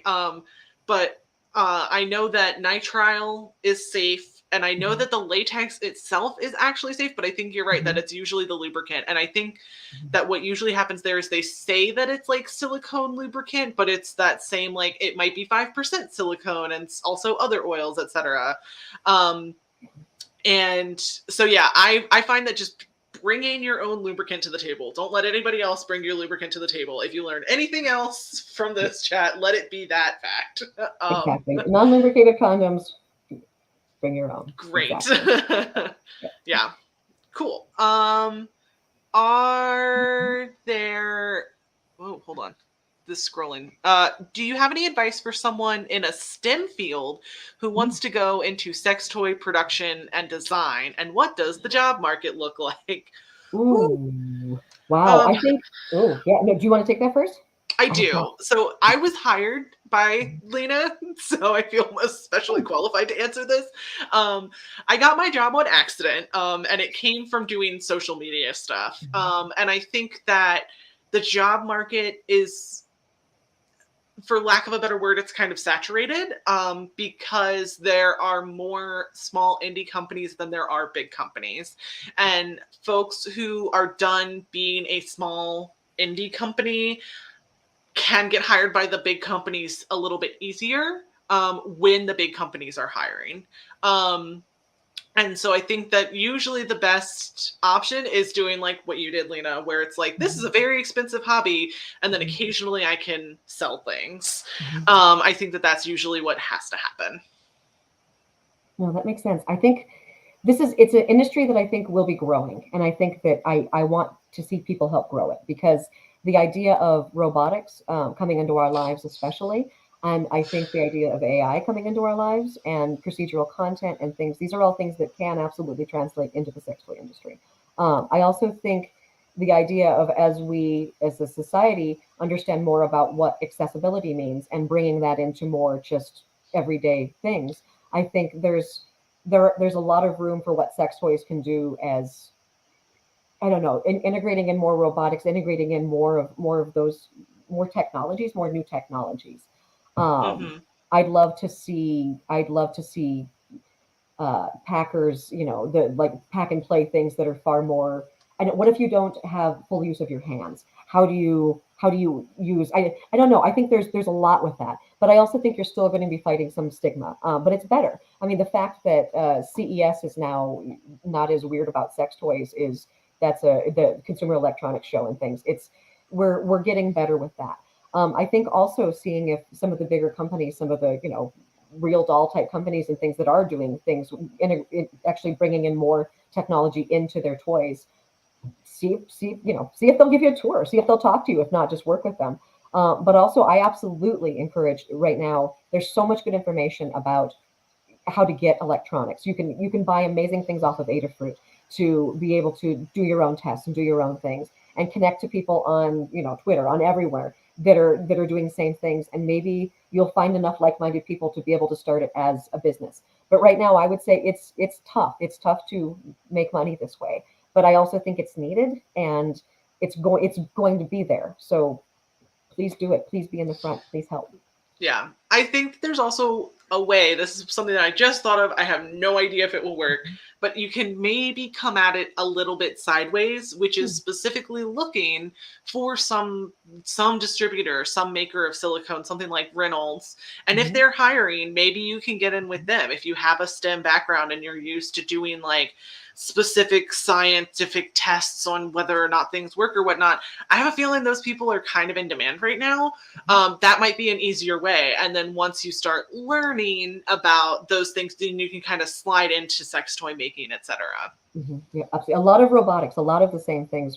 If you're making robotic arms that work and that have to be gentle and pick up certain objects, well, those are often made with silicones and different silicones, because that's soft enough but also grippy enough. There's a lot of overlap in skills and technology. Absolutely. So we have a question. I'm going to read it verbatim, and then I would like to take a crack at the first answer. Are there natural material alternatives to platinum and silicone that have a better decomposition rate? For me, I think the short answer is no. And here's why. decomposition is highly based on the nutrients that are in the material. And if there are a lot of starches and sugars, it's going to decomposition faster because things want to get at those starches and sugar to release them into the ecosystem again. And if you have that in a toy, it's going to leach into your body instead. And so that's one of the like really unfortunate things about it, is that like we want things that don't decomposition specifically, which is why things like glass and silicone and metal are really, really good. Of all the things that I think I've experienced, I think that glass and metal are probably slightly more sustainable if we look at like their footprint, specifically because glass and metal can both be melted and reworked, whereas silicone doesn't super have that going for it. So I think that if you're looking for something more sustainable, those are probably the better options. I can see that. I also want to add, and I cannot remember the maker's name right now. There's a person who makes wood-turned insertables. Oh, Lumberjill Crafts. Yes, that's them. As long as the toy is coated safely, which absolutely they do. Easy to do, actually. Yeah, I think that's a good alternative too. It's one of those toys where every toy kind of has its own. And to be sustainable, check it. Check it for damage. Check it for things. So each toy, check the care information and really respect that. But I think wood is an option. Otherwise, I can't. I mean, honestly, you can get to the idea of thinking about everyday objects as as toys. Which we can't condone. We're not condoning that. Well, no, like. Some fruits and vegetables are just fine. Bread is an issue, although we will eventually have a baguette toy. Yes. But there's definitely being creative with other objects and things like that. But no, that's a really good question, because it is that balance of what does sustainability mean? What are we trying to sustain this not filling up landfills versus you as an individual versus something. It's it all comes back to that.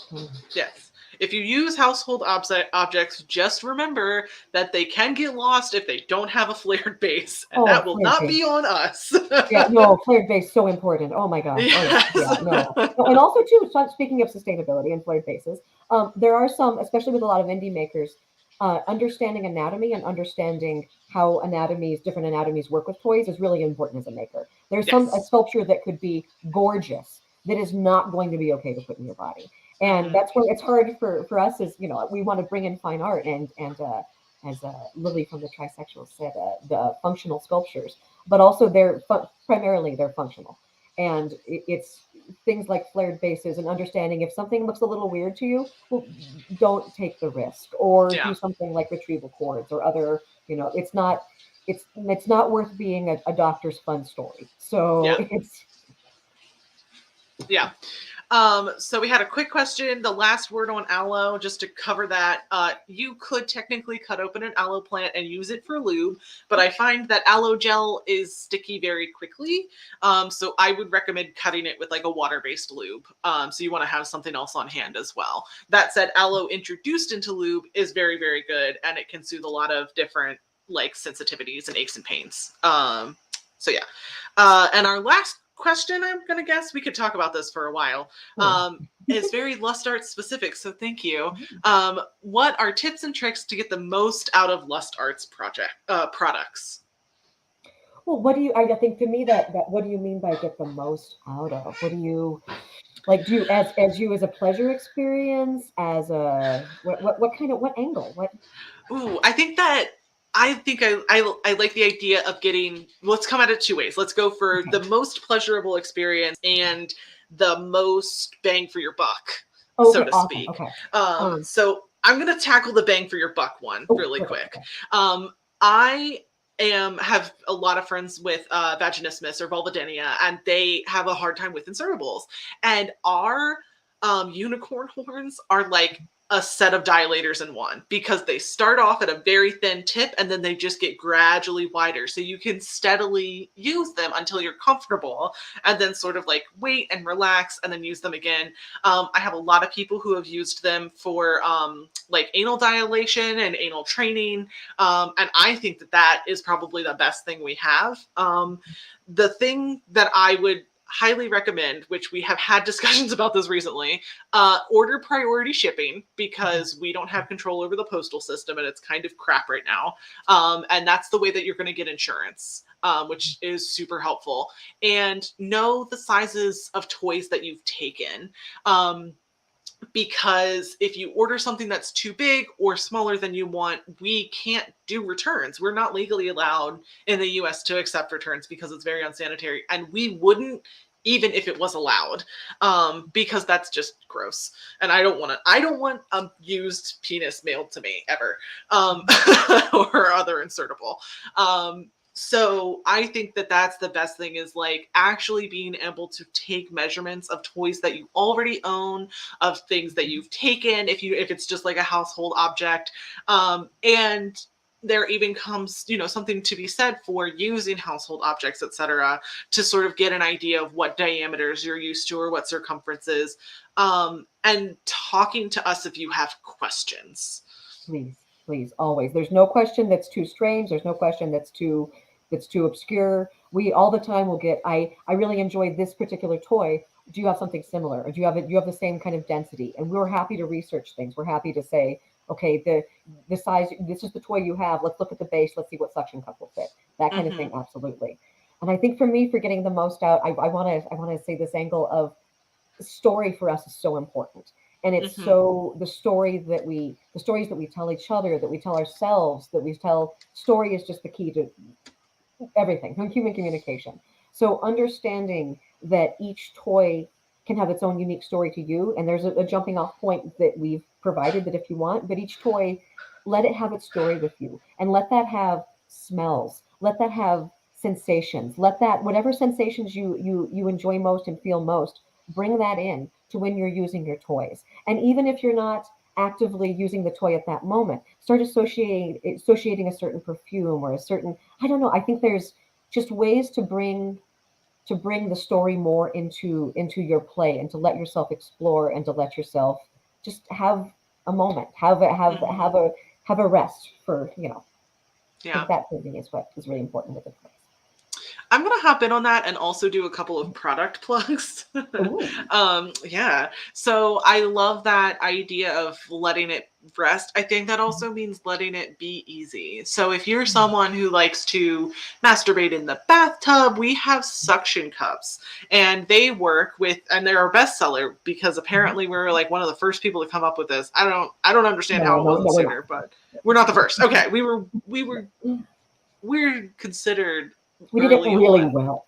Yes, we did it very well, if I do say so myself. So we have double-sided suction cups. So any dildo that has a flat base, you can pop one of these on there and stick it to a wall. And it's one of those things that, like, you don't have to worry. You don't have to use your hands. You can just back up into it or sit on it or whatever, whatever angle you're coming at it from. And the other thing is our handles, which have the same suction cups, but instead of sticking it to a wall, you hold it. And that makes it so much easier to use on someone, to use on yourself. And even that little bit of accessibility can make you so much more immersed in whatever you're doing. Because you don't have to sit there and think about like, oh, this dildo is slippery now and it's going to fall out of my hands or whatever. I also think that pairing things up is very important. Like, this is not our product, but as another product plug, we have a harness, or we helped design a harness with Lovelorn Lingerie with Jasmine, Jet Setting Jasmine, and Tiana helped as well, which was great. And it is something that was designed specifically to be used with our toys, with King's dildo, with the Femdom line that Jet Setting Jasmine designed with us. And it's something that, again, it makes it so easy to use that you will fall seamlessly into whatever scene you're doing. I have also, one hint that I have is, if you have something that you want to like keep inserted in you, put on a pair of underwear. And like, it doesn't have to be sexy underwear unless you like care about that. But I have definitely kept dildos inserted in myself by just putting on a pair of underwear. And then it just like adds a little bit of pressure and it stays in. So like, don't be afraid of things like that. And don't worry about like ruining a mood is the other thing. There is no mood.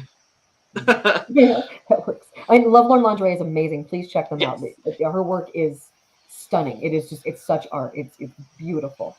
Yep. Absolutely. Yeah. So what would you say? Yes. Oh my God, the God killers. Yes. Oh my God. Yeah. I look through that website like at least once a month. So if we were going to sum up this talk, what do you think would be the main takeaways? I think, I know too much information can be too much, but I think seeking information, and not being afraid to ask. Never be afraid to ask. The fellow people, anybody you're working with. Please always be. And if does this toy work with this? I like this toy. Will it work with your? Never be afraid to ask. And if they don't give you a good answer, well, it doesn't work with that.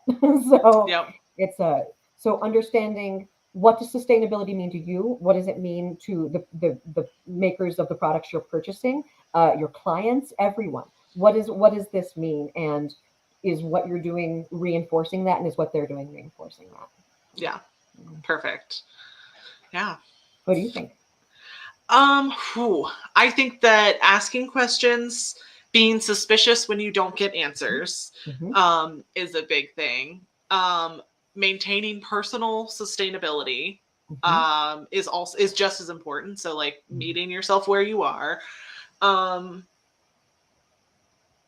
And something about lube. Bring your own lube to the table, I think is what I said. I feel like that's very important. Always carry lube.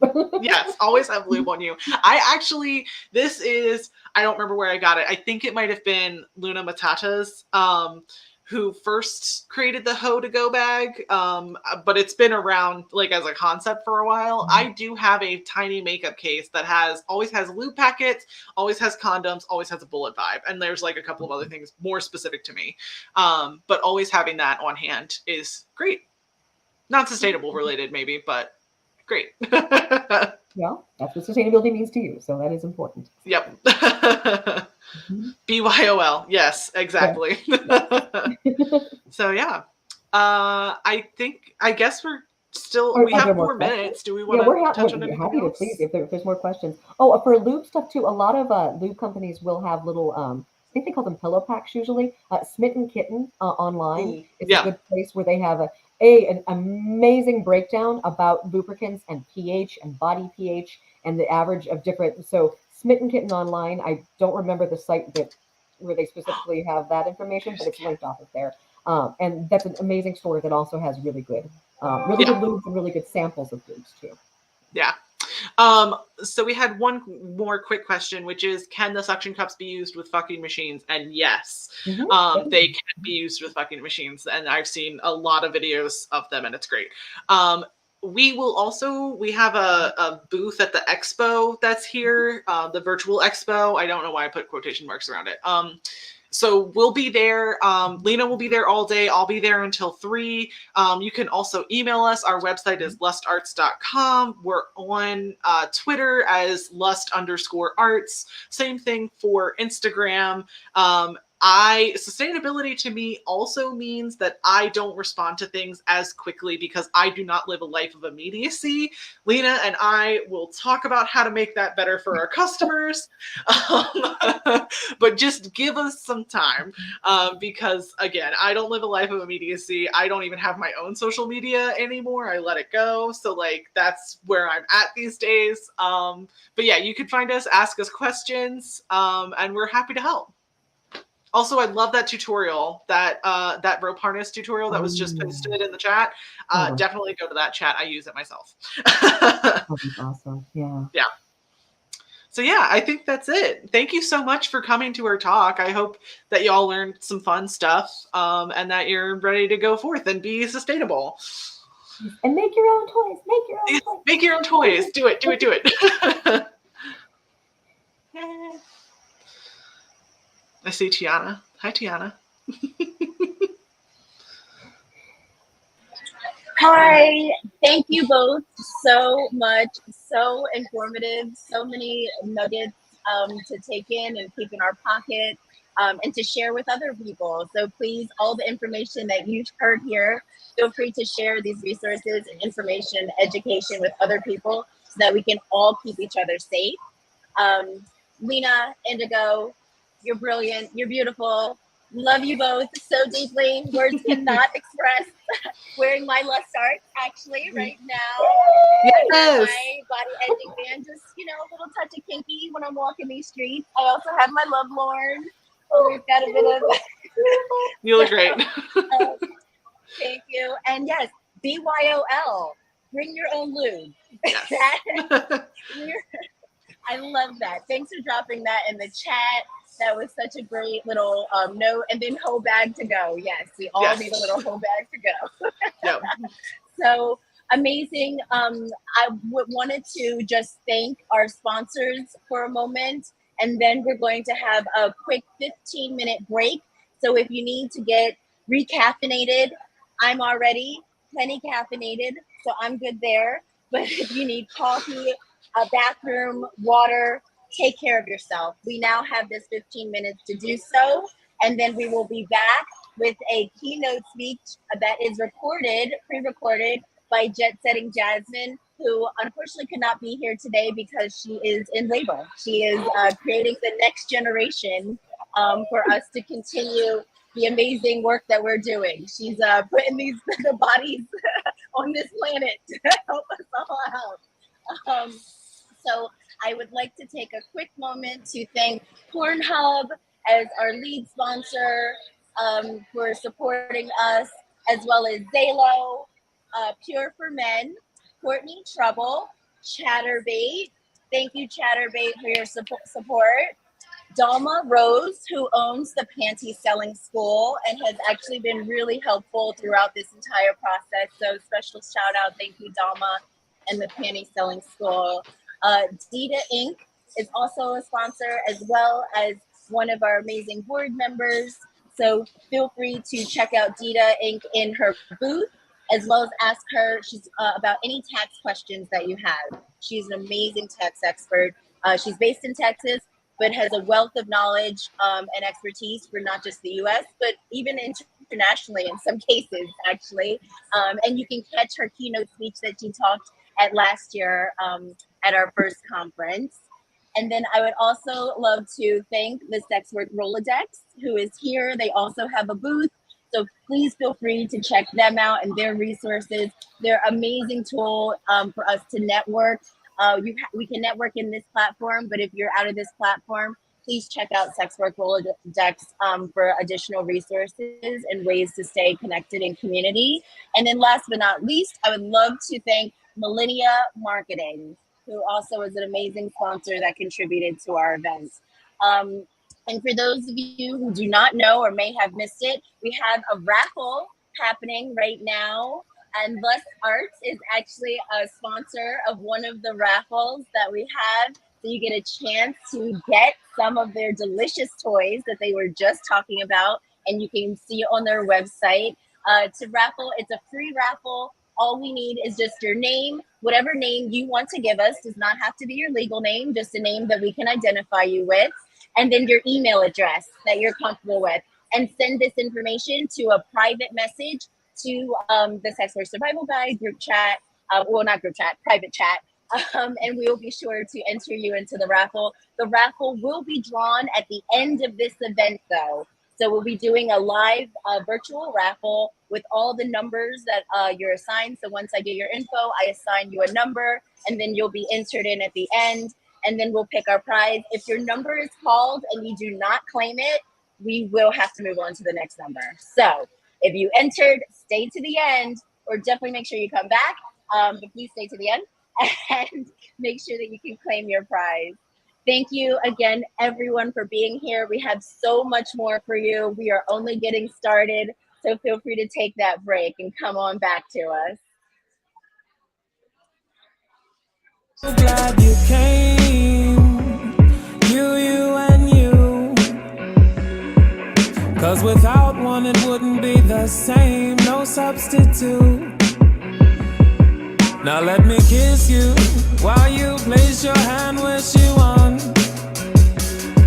She's got me in the back, two on the side, you on the front. Now here come the sun. They say one's fun, two's double, three fantasy. Here we all are, room full of lovers.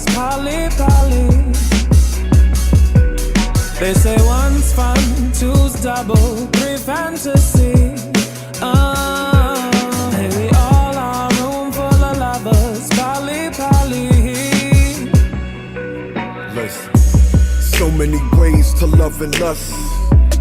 BDSM, you like it rough. Our cucks just love watching us fuck close up. Wife covered in nut, her husband there to clean it up.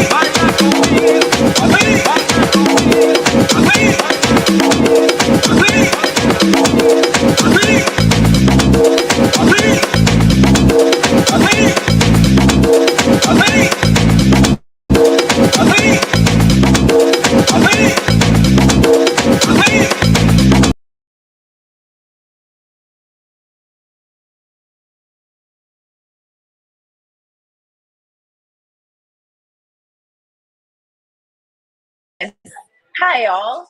I was busy looking at the chat and not paying attention to my duties as a producer. We are back. You know, it would be life if there are some imperfections. So appreciate your patience and grace while we are trying to do all the things. So we now have the, I don't even know how to describe what Jet Setting Jasmine means to me personally. Just know she means a lot. And I am so, I know I've been saying excited and honored a lot also. I don't want to take away from that, but this person, this woman, is literally a lifeline to me and has inspired me, has mentored me, befriended me, brought me into her home, introduced me to her family, allowed me to work with her closely, as well as her amazing partner, King Noir. And she actually did this talk as part of the start of our speaker series about multiple streams of income, because it was something that she touched on during the first conference. And it was so brilliant, so insightful that we were like, more. And even that was so brilliant and insightful that we wanted to bring it back for this conference. And she was able to give us a rejudge of what she already put together before. So I am not going to delay any longer, and I'm going to read her bio. Just kidding. I had to restart everything and my bio page is gone. So one moment. Wonderful. Yes. Jet Setting Jasmine, she, her pronouns, is a licensed psychotherapist and owner of Blue Pearl Therapy, a virtual mental health practice specializing in intimacy, post-injury, trauma, illness, and sex-positive parenting. Jasmine brings her background as a mental health practitioner and, I don't want to mess this up, gerontologist. I hope I said that word. I smart, I promise. As an on-set wellness consultant and intimacy coordinator. Jasmine is the co-owner, along with partner King Noir, who you've been hearing his music in some of our bumpers, of Royal Fetish Films, where the love of the arts, film, and sex education are combined to produce content that stimulates and engages the audience to explore their sexual boundaries. An award-winning adult film director, an established adult entertainer, educator, and master fetish trainer, Jasmine has dedicated her craft to creating a more inclusive and ethically sound adult entertainment industry, and we are all better for it. So without further delay, please enjoy the pre-recording of Jet Setting Jasmine's multiple streams of income. Feel free to also put your questions in the chat, and we will do our best to field them as they come along. Jasmine is in labor right now, as I mentioned earlier, so she was not here presently, but she sends her warm regards and is with us in spirit. Thank you so much.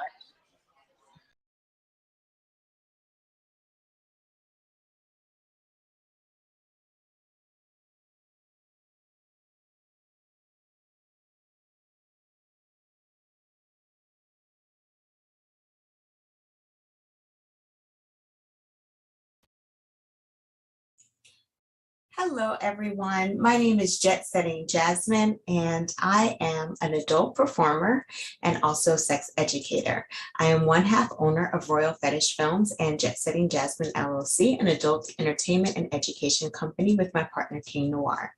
And when I am not performing in the adult industry or directing or producing films, I am a licensed clinical therapist where I serve as the owner and lead therapist of Blue Pearl Therapy.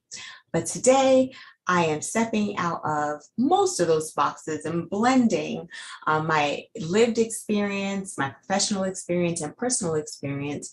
And I'm going to be talking to you about 7 streams of income and how we can use a concept that is often used in all sorts of businesses and entrepreneur endeavors and large corporations and companies into our space as sex workers.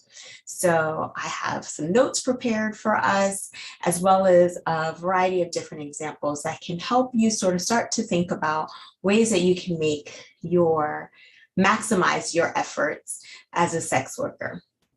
I think it's incredibly important that we find ways to sustain ourselves in the sex work industry, which I know there's a whole keynote that's going to be talked about here at the Sex Work Survivor Guide regarding sustainability in the adult industry. And this is just another aspect of ways that we can make the most out of our efforts as sex workers. This work is a lot of fun. It's really exciting, super creative, but it can also be very taxing. And I mean that physically, emotionally, spiritually, and also financially. So it's very important that we find as many ways as possible to work smarter not necessarily harder. But some of the things that we're going to talk about might take some hard work in the beginning, with the goal in mind that your work will sustain you over hopefully a lifetime of your career if you just make some small tweaks and think about things from the perspective of maximizing effort. I'd like to put a disclaimer out there that I am not a financial advisor. I am a woman with a lot of ambition and a major goal of being able to create as much passive income in my life as possible. And the things that I'm going to be sharing with you have come from consultation with other financial professionals, as well as I've mentioned some really important success that I've had as an entrepreneur and some really important failures that I've had as a sex worker and an entrepreneur. So I hope that you will take the things that I have learned and learn from and see what works for you.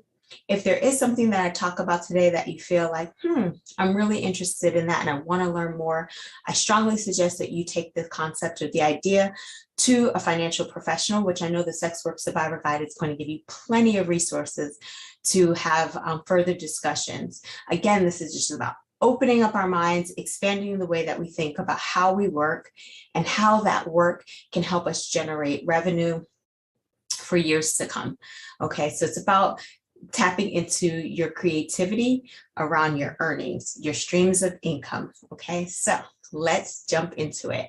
And you'll see my eyes jump from side to side because I do have some notes here that I want to keep us on task as we go over these 7 streams of income. And I also want to apologize for not being able to be here live with you and answer your questions and laugh with you and probably cry with you too as you see some of the stumbling blocks that I've made, and probably you have too. But I am probably, by the time you're watching this, either in active labor or have just given birth. So I wanted to make sure that this information got out to you.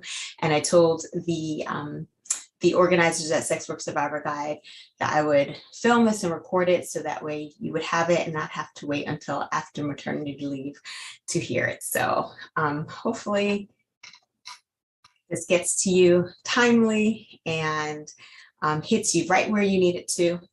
And I hope next year to be with you live as my family is growing and expanding this year. All right, so what's a stream of income? Just to make it super easy, it's where our money flows from, right? It's the stream flow. Where is our money coming from? And I have always strived, after hearing a talk as a younger person about the importance of having multiple streams of income. And then drilling down, I thought that that was really interesting. I found a couple models that specifically said to set up for financial success, you needed 7. And while that felt incredibly like, oh my goodness, I'm going to need to get 7 different jobs. At the time, it felt really overwhelming. I dug a little deeper to realize that a lot of streams of income can have overlap if you're creative. A lot of streams of income don't necessarily mean that you have to work all of them. And we'll talk about the different types that there are and how some of them are definitely more passive than others. And it doesn't necessarily mean that you have to be out here with 7 different tricks up your sleeve. Now that number 7 can just, I mean, it's honestly can really be any number that is realistic to you, where you are in your business, where you are in your capacity in your personal and professional life. I am just sticking to that number because again, that's the way that streams of income, multiple streams of income was introduced to me. And I was able to find 7 different styles of maximizing income. So I'm going to share those 7 different ones with you, pulled from financial advisors that I have trusted and followed over the years. And these definitions have been very helpful to me. Just also want to keep in mind that for some people, 7 might mean 2 of them look exactly the same. Maybe two two streams of income working the same way, but producing different products. You'll get it in just a moment. All right, so I think you should also know I've been in the adult industry now for 11 solid years, and have been so thankful to watch my business grow. So I'm happy and excited to be able to help other people cultivate their business and their business models. And I have had the pleasure of working so many different aspects of the sex industry because of having this really open mind about ways to make every other career is set up where there are levels, different avenues within the business and the industry, and ways that you can find to promote yourself, even though we are not necessarily a structured unionized organization, so to speak. We are still an industry with lots of moving parts, and I love having my hands in lots of moving parts. All right, so first one is an active stream. And this is where, I'll read the definition. This is where you do some work or you provide a service and someone pays you for it. Pretty simple, direct connection between work and payment. We're really used to that transaction, right? So this may be shooting a scene. You shoot a scene for a company and you get paid and it's done. You have nothing to do with the product. You did your job, your day, your day's work, so like day labor. Or perhaps it's a custom that you create and a client pays you for the time and the product and the transaction is complete. You owe them nothing, they owe you nothing, right? And you've delivered that product. So that's an active stream of income. Many of us work in this capacity. I will go as far as to say, cam modeling is that way. You're sitting and you are providing visual entertainment or audio entertainment and you receive a tip for it. Transaction's done. You have a list of menus. You want to see me do this for this much. I did it. You paid me. We're done. Pretty straightforward, active, transactional, okay? So I think this one is probably the most straightforward for those of you that maybe sell a product. I will not pick up a product, but if you sell a product, you make a product, someone purchases it, and that's it. There's no additions added on to it. There's no subscription attached to it. It is just transfer products or service for funds. And the same thing can be said for live sex work as well. So someone hires you to perform a service is complete, you both walk away happy, all set. So that is active, okay? Active is awesome, we're very familiar with it. Active does take effort. It's usually a consumable,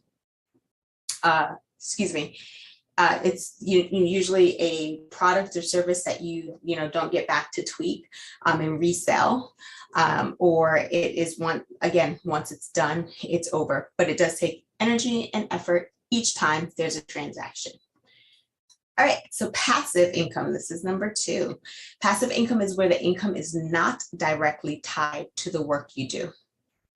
Don't be fooled though. Although it says passive, there's still a lot of work required to generate that revenue, right? So this is where it looks like there's some work on the front end.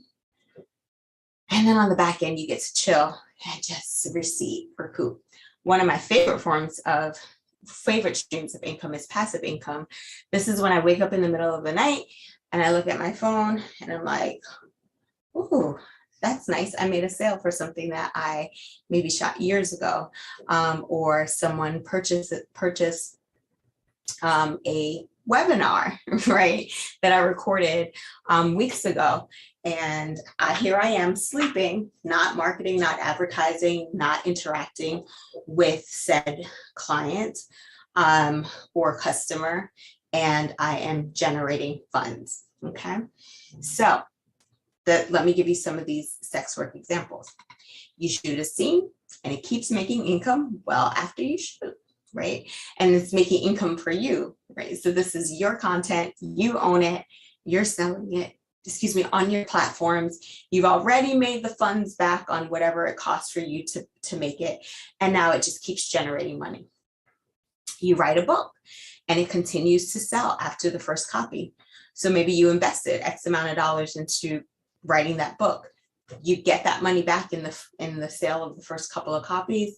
And then after that, it's just making money on its own. Of course, you have to count the overhead of printing the book and shipping it out. But the point is you're getting the passive revenue that your overhead is done, made your initial profit, and everything after that is mostly profit. This is a way of scheduling or of using scheduling and different tools to create passive income. Perhaps at the beginning of the month, you spend scheduling your tweets and your social media that lead to your subscription sites. And when you're sleeping, those tweets are working for you, drawing people over. That's more like passive marketing that generates passive income, right? So I want you to also consider passive income when you're getting paid to do things that you would have already done for yourself.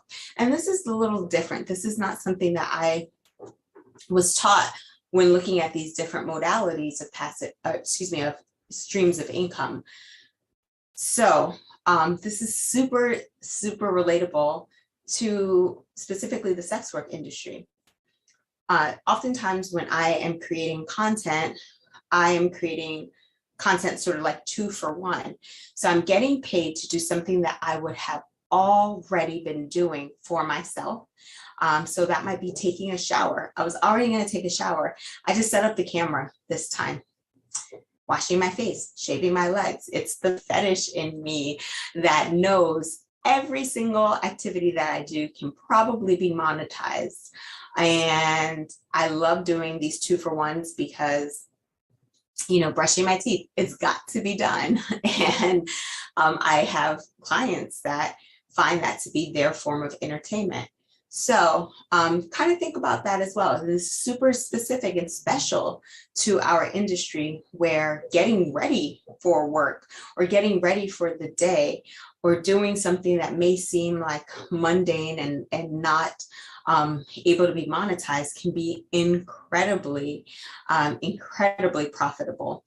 And whether that is you're selling it or, like I said earlier, using it as passive marketing, it's going to lead towards increasing a stream of income. So think about the things that you do, whether it's putting on makeup, showering, as I mentioned, videotaping a couple minutes of your exercise to later sell your garment or what have you.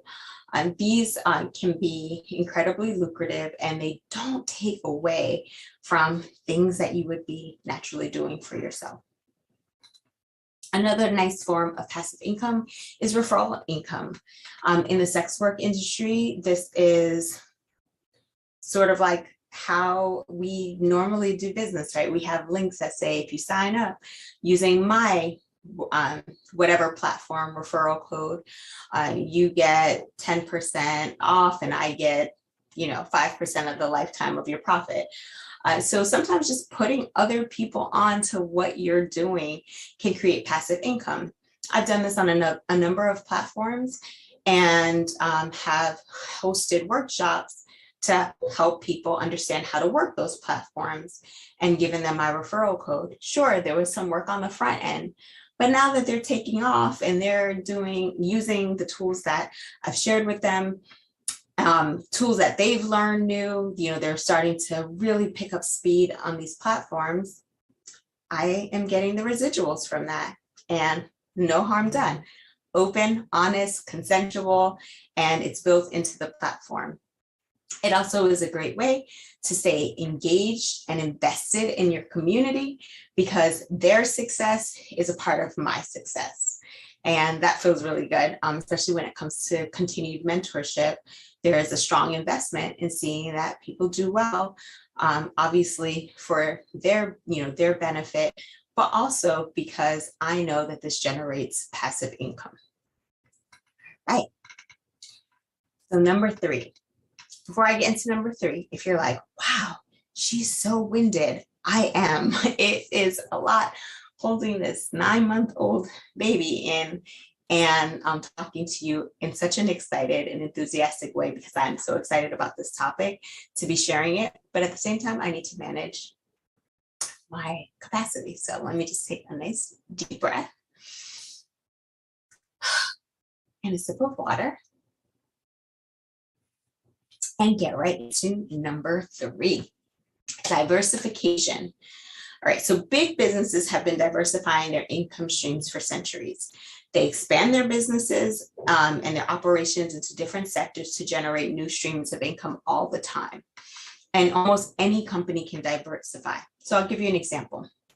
I have here a flower shop can develop a separate wedding flower business, for example, and they can do this by, it's a floral shop. People, come weekly to get flowers for their business. People come for birthdays and things of that sort.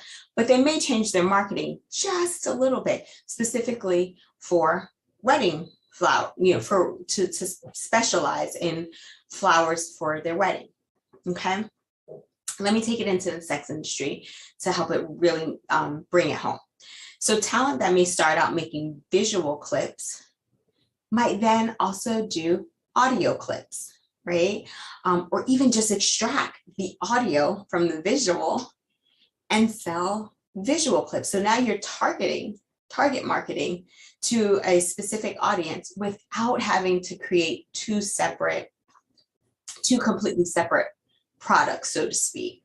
Although they'll be marketed as separate products, but we know we have people who love visual entertainment, and we also have a subset of the population that really enjoys the audio aspect. And it's why we have platforms that go from Sex Panther to OnlyFans, which is primarily visual, to something like Night Flirt, which is primarily audio.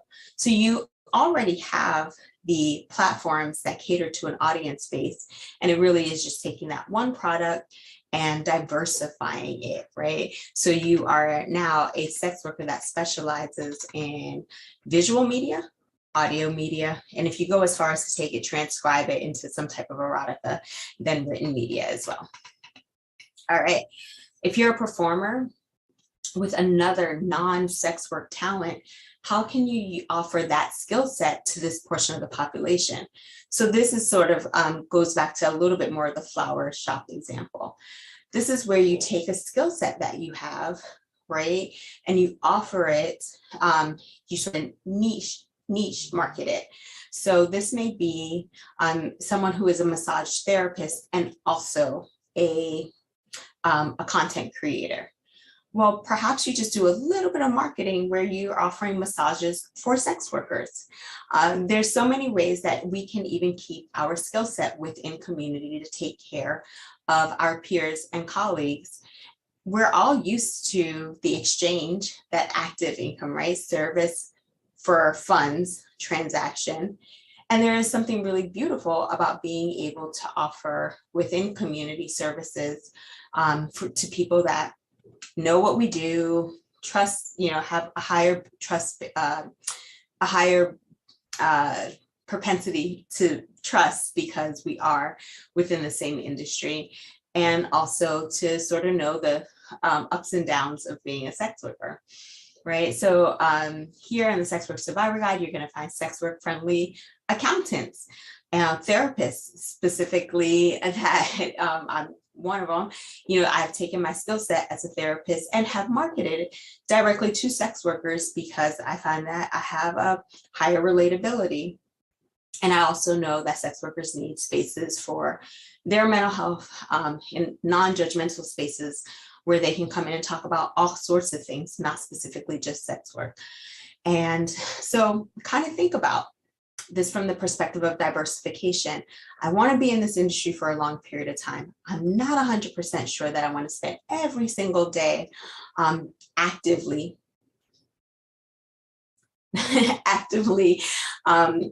having transactions with clients and customers.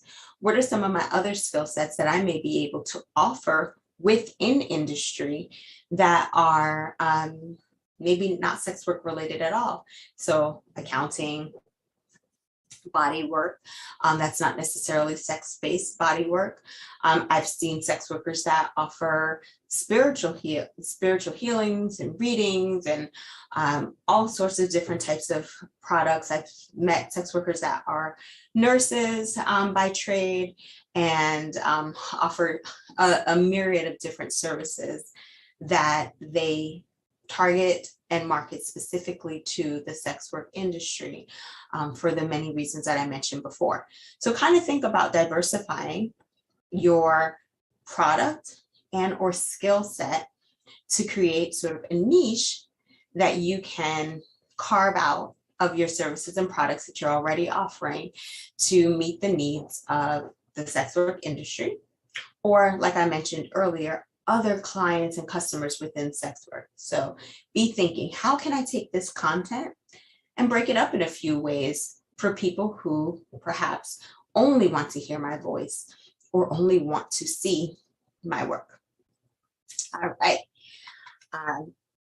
And you can also teach and charge for what you do. This is another aspect of diversification. I always say buyer beware with this one. There's lots of people that are teaching and coaching, right? But we also want to make sure that they have done the work that they're teaching and coaching on. But for those of us who have been in the industry, maybe you're an editor, you're a videographer, a photographer, you are a master organizer, you might be able to take that skill set and actually teach a class similar to what we're doing here now, and either get paid to teach that class or to coach someone through learning how to do that for their own business. And this is another way that we invest in our community and we invest in people that are diversifying their work in sex work. And so many of the speakers that you're going to meet here in the Sex Work Survivor Guide are doing exactly that. We've lived the experience, we've built the knowledge base, we've built the skill set, and now we are diversifying, not just using that skill set, but sharing it in a way that we get compensated for. All right, number 4, we're getting there. I'm just going to take a quick pause and be right back to you. All right, right back at you with number 4, earned income. So earned income is your primary income stream through a job. And this may be a little bit off base for those of us who label ourselves as entrepreneur, independent contractors, but I'll give you some examples of what this looked like. Working at a club. If you go, you're a dancer at a club, a bartender at a club, you are earning your income, okay? Perhaps you manage talent, right? You manage sex workers and their bookings to, their bookings with agencies. You are earning that income. You make the booking, you get paid for it. Editing films, earning it based on the deliverable of turning in an edited film. Or maybe you do an hourly or salary rate for the work that you do. If you work for a cam studio, or you work in a brothel or something of the sort, you are earning the income. It's somewhere that you clock into. Okay, so this is another stream of income.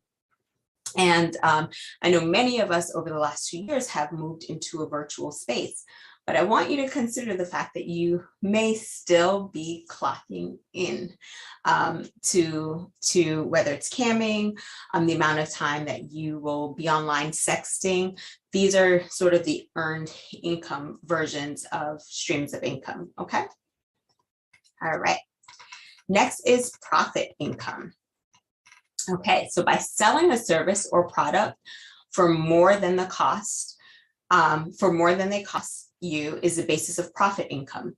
So it's like having a retail store, web store, what have you, where you sell the products and you offer professional services and charge for your time, or combine the two, right? So you could be, for example, selling your panties. Maybe you bought them for $5, and you wear them, and then you sell them for $100, right? So it's a $95 profit. And don't forget to take off the shipping and handling. But I like to think about any product that I purchase for work or any service that I'm offering.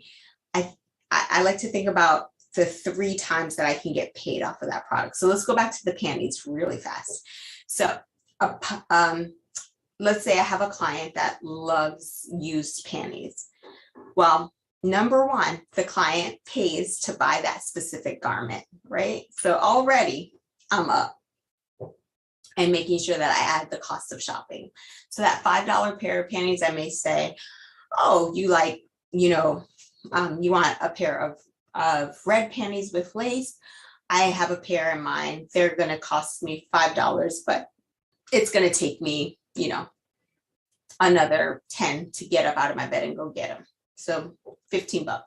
So now I've already purchased, this customer has purchased the cost of the garment and the effort of me getting up and doing that. So a little upsell there.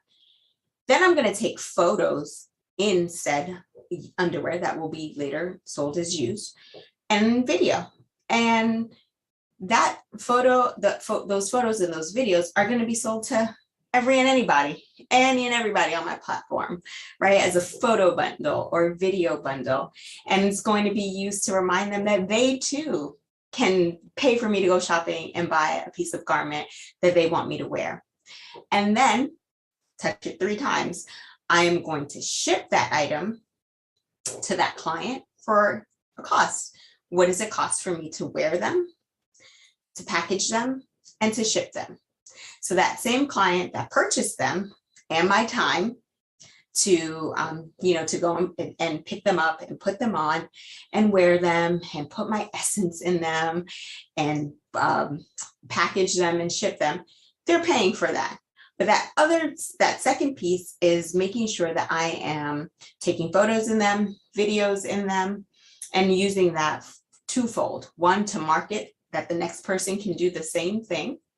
And also as a product within itself, this photo bundle of me in these awesome looking underwear, just smelling them up, okay?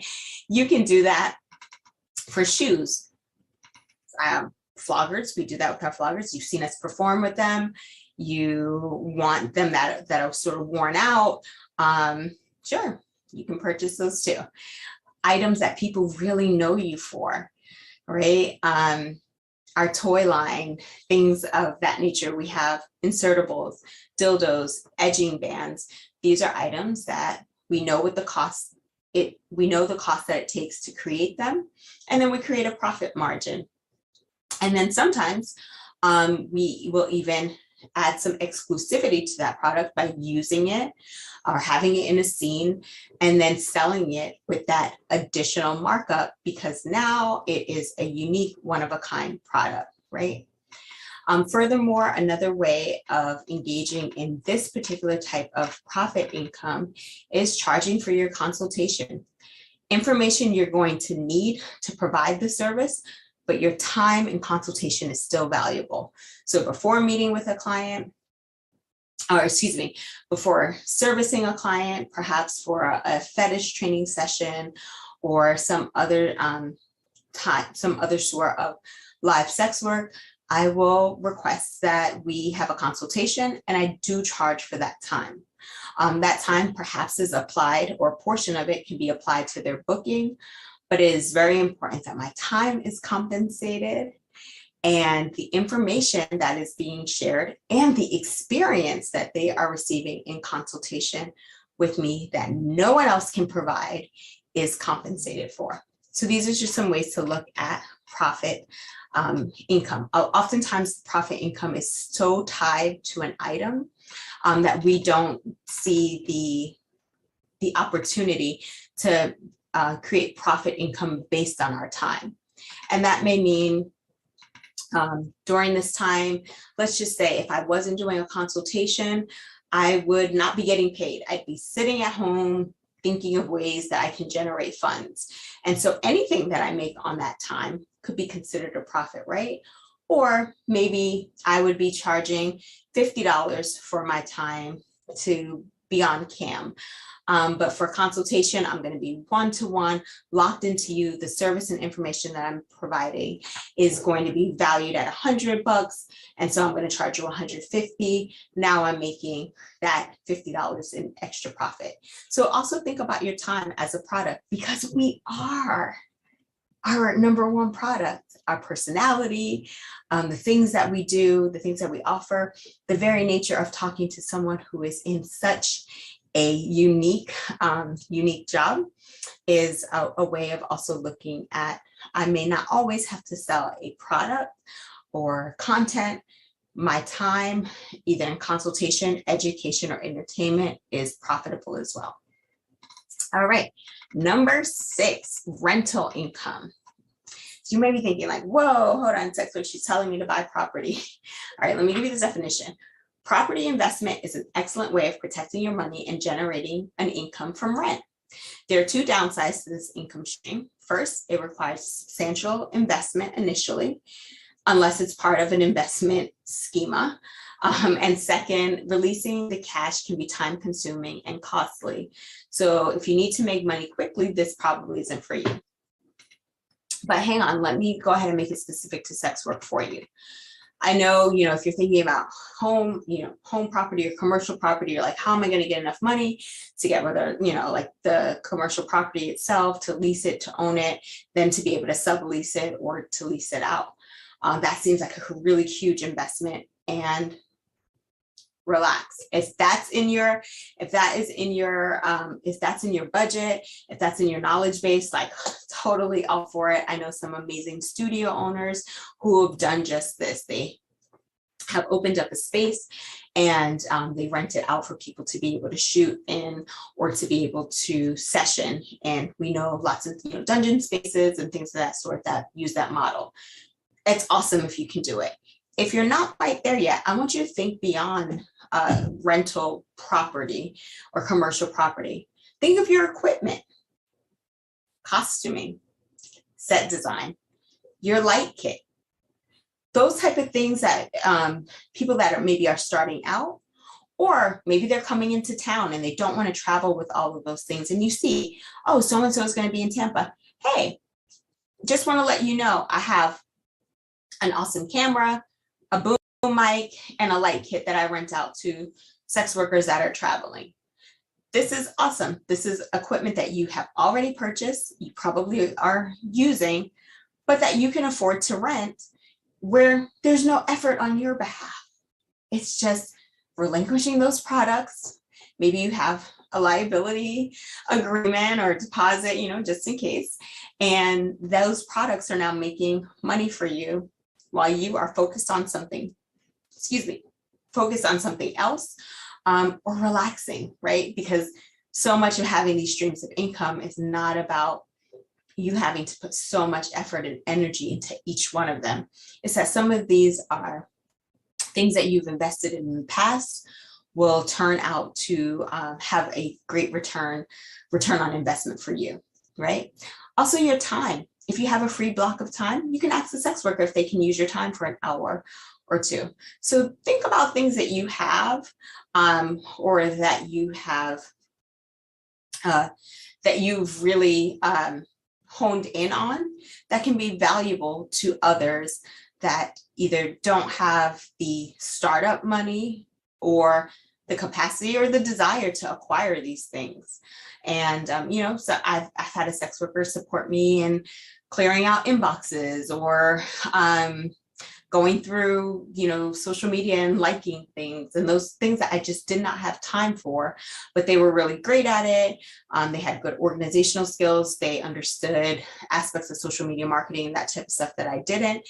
And here they were creating income by renting their time to me and their services to me. So again, going back to things like equipment, costuming, set design. Hey, I created this awesome set in my cam studio. If you want, before I take it down, you can come shoot a couple of scenes. I just asked for like $20 an hour. I'm just tossing out a number, but you can definitely create, a number that works well for you and for those in your market. All right, number 7. So this one is a little bit more involved, and I'm going to stay on the surface level that feels comfortable for me, and feels comfortable for me discussing it with you. I told you in the beginning I wasn't a financial advisor, so I'm going to stay in my lane, which I think we can all learn from. And so take what's good for you and leave what's not, and bring the rest to one of the amazing financial advisors that Sex Work Survivor Guide is going to be providing to you. All right, so 7, capital gains income. This is buying and selling assets. You can provide, buying and selling assets can provide you with an income known as capital gain.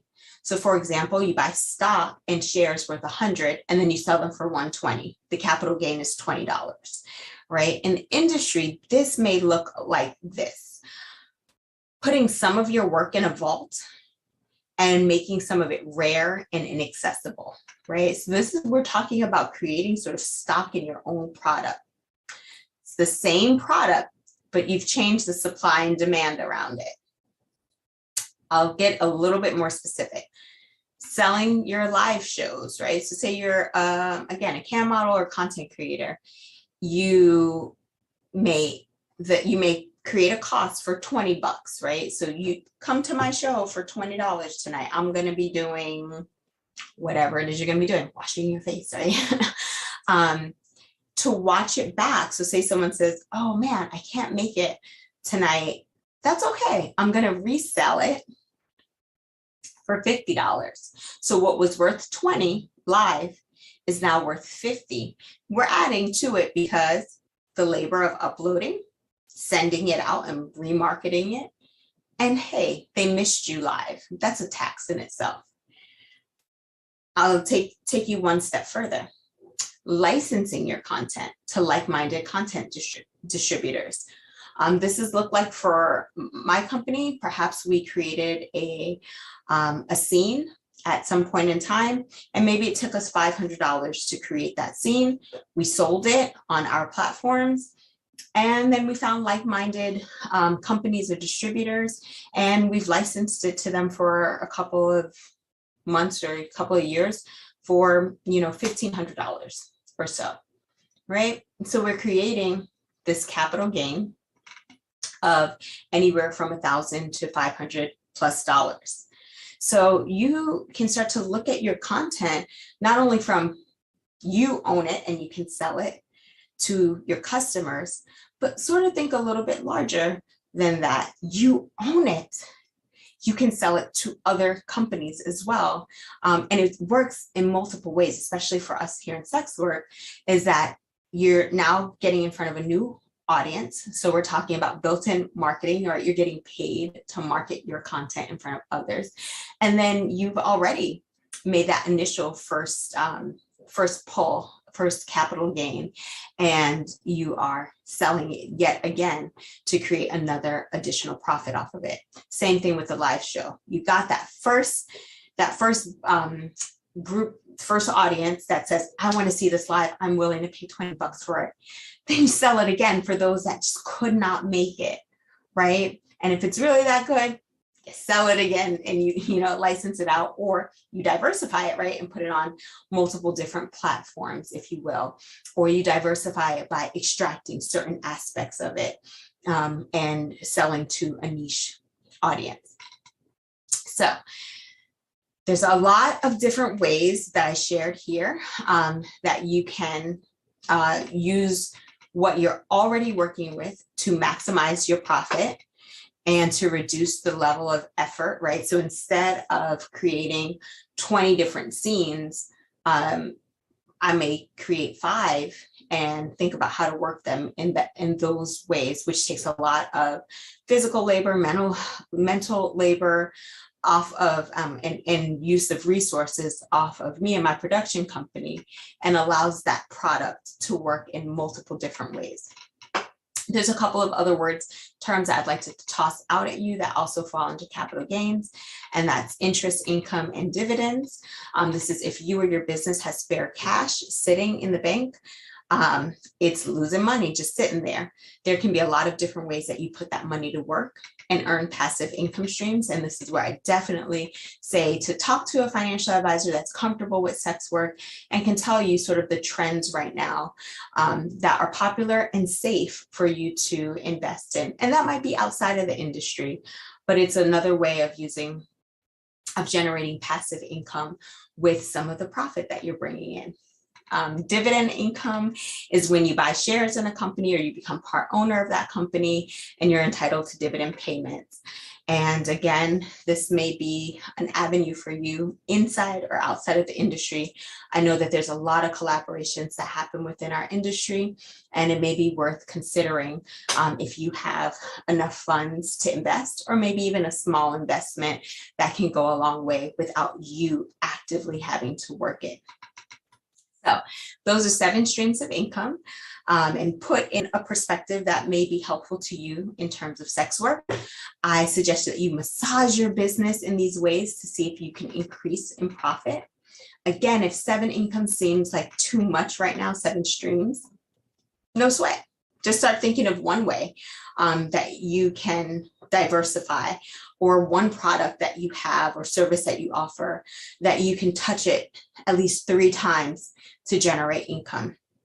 Even sitting here today, I am, kind of thinking, well, talking to you about some of the ways that I've made my business work for me.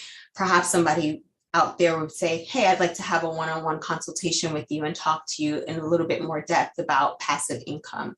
Okay, that's one way. 2, this is being recorded. That means that there's an opportunity that it can be resold or utilized for my subscribers. So passive income. And then 3, obviously, the compensation by the wonderful folks at the Sex Work Survivor Guide, right? Always trying to think of a way that anything that I do can, at minimum, touch one of those, touch 3 aspects of streams of income. All right. And I just want to say, to give yet another example of thinking of in 3s, it takes so much work to go live for a cam show or for, to create a clip. So I turn the camera on for makeup, selfie pics, lips, eyes, objectifying pictures, safe for work pictures. So now the same makeup and getting ready that you were going to do, you are figuring out, okay, I'm going to sell these photos for people who have a lip fetish, for people who love my eyes. I'm going to also make sure some of them are safe for work, just so that I have some filler content for my social media marketing. Make sure your lives are making tips, right? So you're making money while you're on. Right there, you're like, okay, I'm going to be on. I'll do this act if you pay for this money. And then you sell it after, right? So even more tips. We don't have to be locked into just that period of time to make X amount of dollars. So I usually keep a second camera on hand, or make sure whatever it is that I am streaming on can record.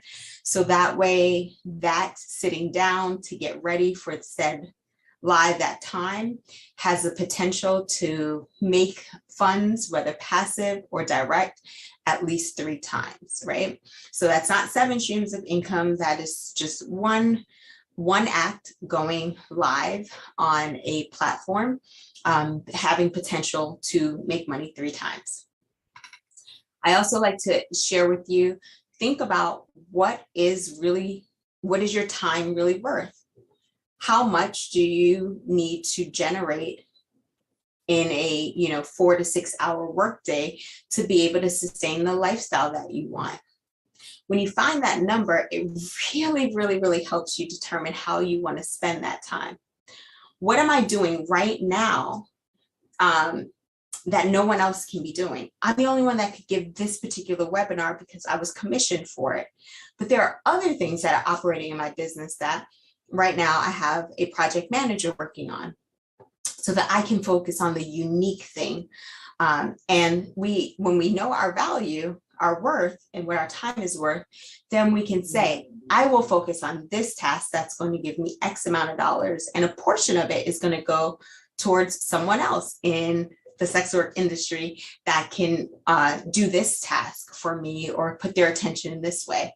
So it's really helpful when we're able to see what our value is, what type of things only we can do. And that helps us sort of delegate. And it also lets us know how much we can spare towards that delegation, where our brand is getting 2 to 3 things done at one time. All right. So, perhaps this is a good point to take a look at your earnings, to take a look at your business structure and determine what could someone else be doing, maybe following through with sales while I'm teaching a specific skill, or doing something with my body that only my clients will pay for me to do.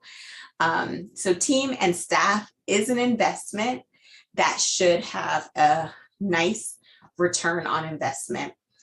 So I implore you to connect with other sex workers, connect with other people who have skill sets that you don't have, and think about that as an investment that you may make towards being able to pour into other streams of income.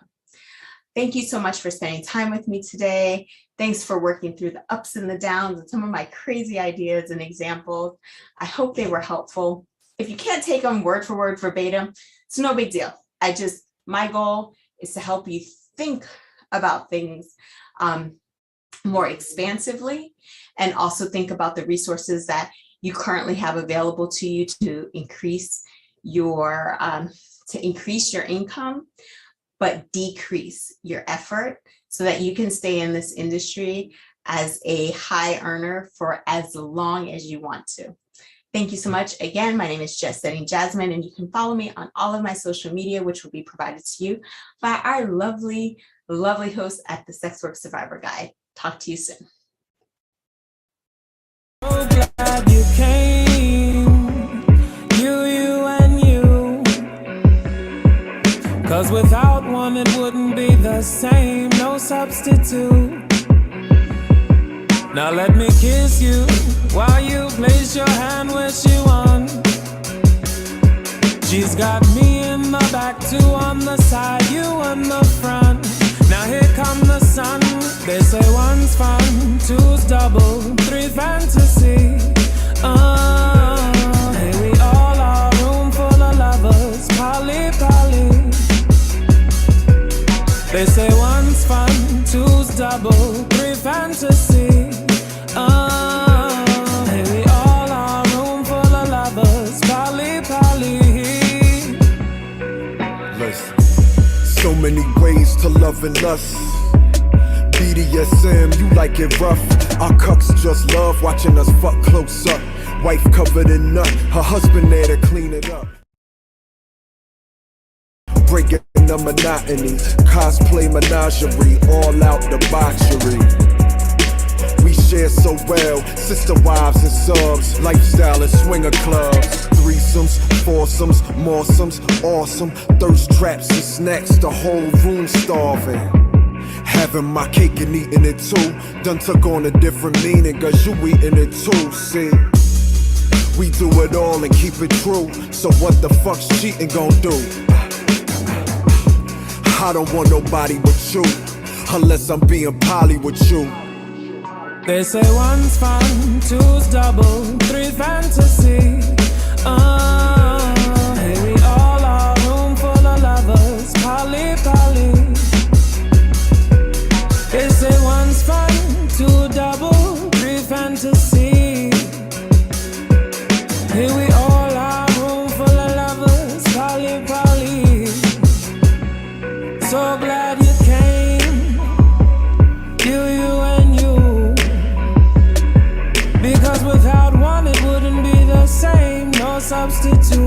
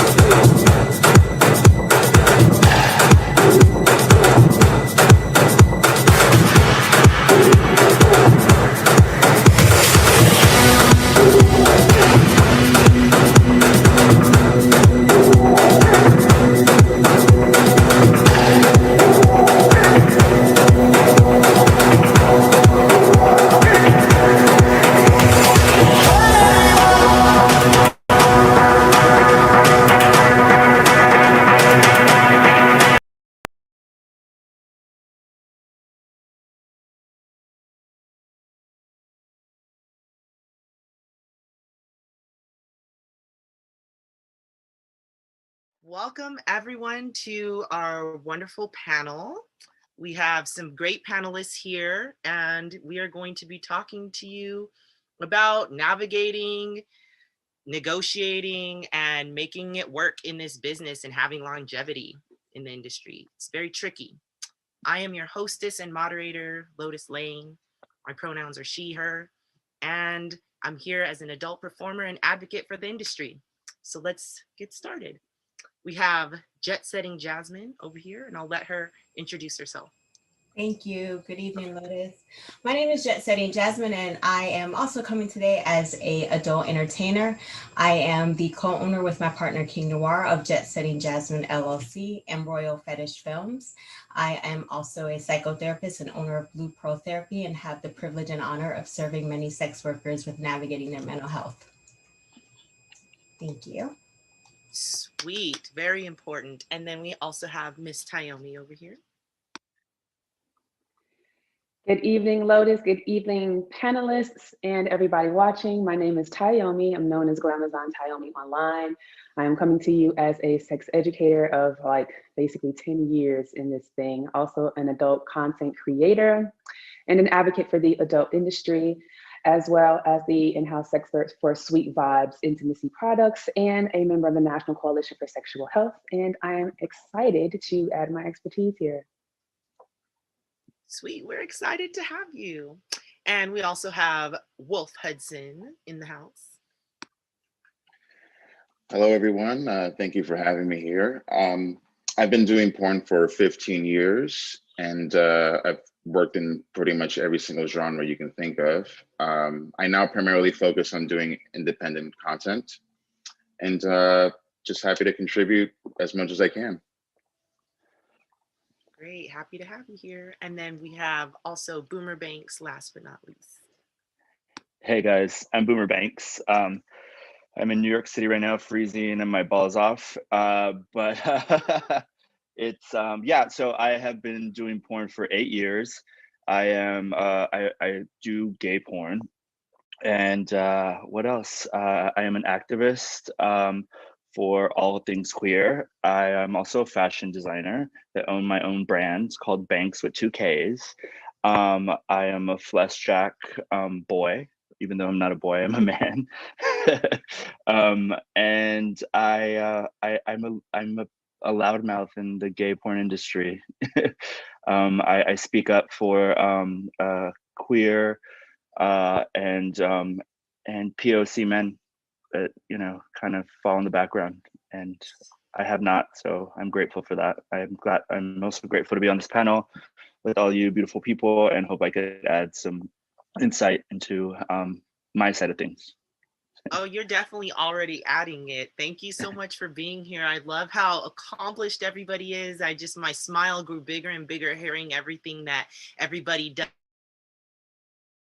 to make it work. And I think that's great to hear about all of the ventures and different avenues people have, especially for the topic of our panel.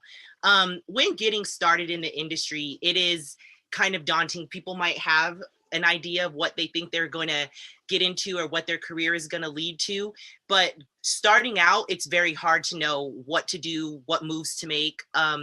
So I want to know, what do you think are some of the biggest mistakes some new people would make that kind of hinder the longevity that they could have in a career in our industry? So I will go backwards this time. Boomer, if you want to tell us a little bit about the gay industry, since you're an advocate over there, that's helpful. Yeah, I think social media has been a double-edged sword. I think a lot of people think followers equals something that is going to ultimately followers doesn't equal money. You have to still then push yourself to be this a self-advocate, right? And in the process, you don't realize, as me as a man of color, I never imagined having a voice for other Mexican boys coming into this industry, or any men of color coming into this industry, because it can be self-defeating.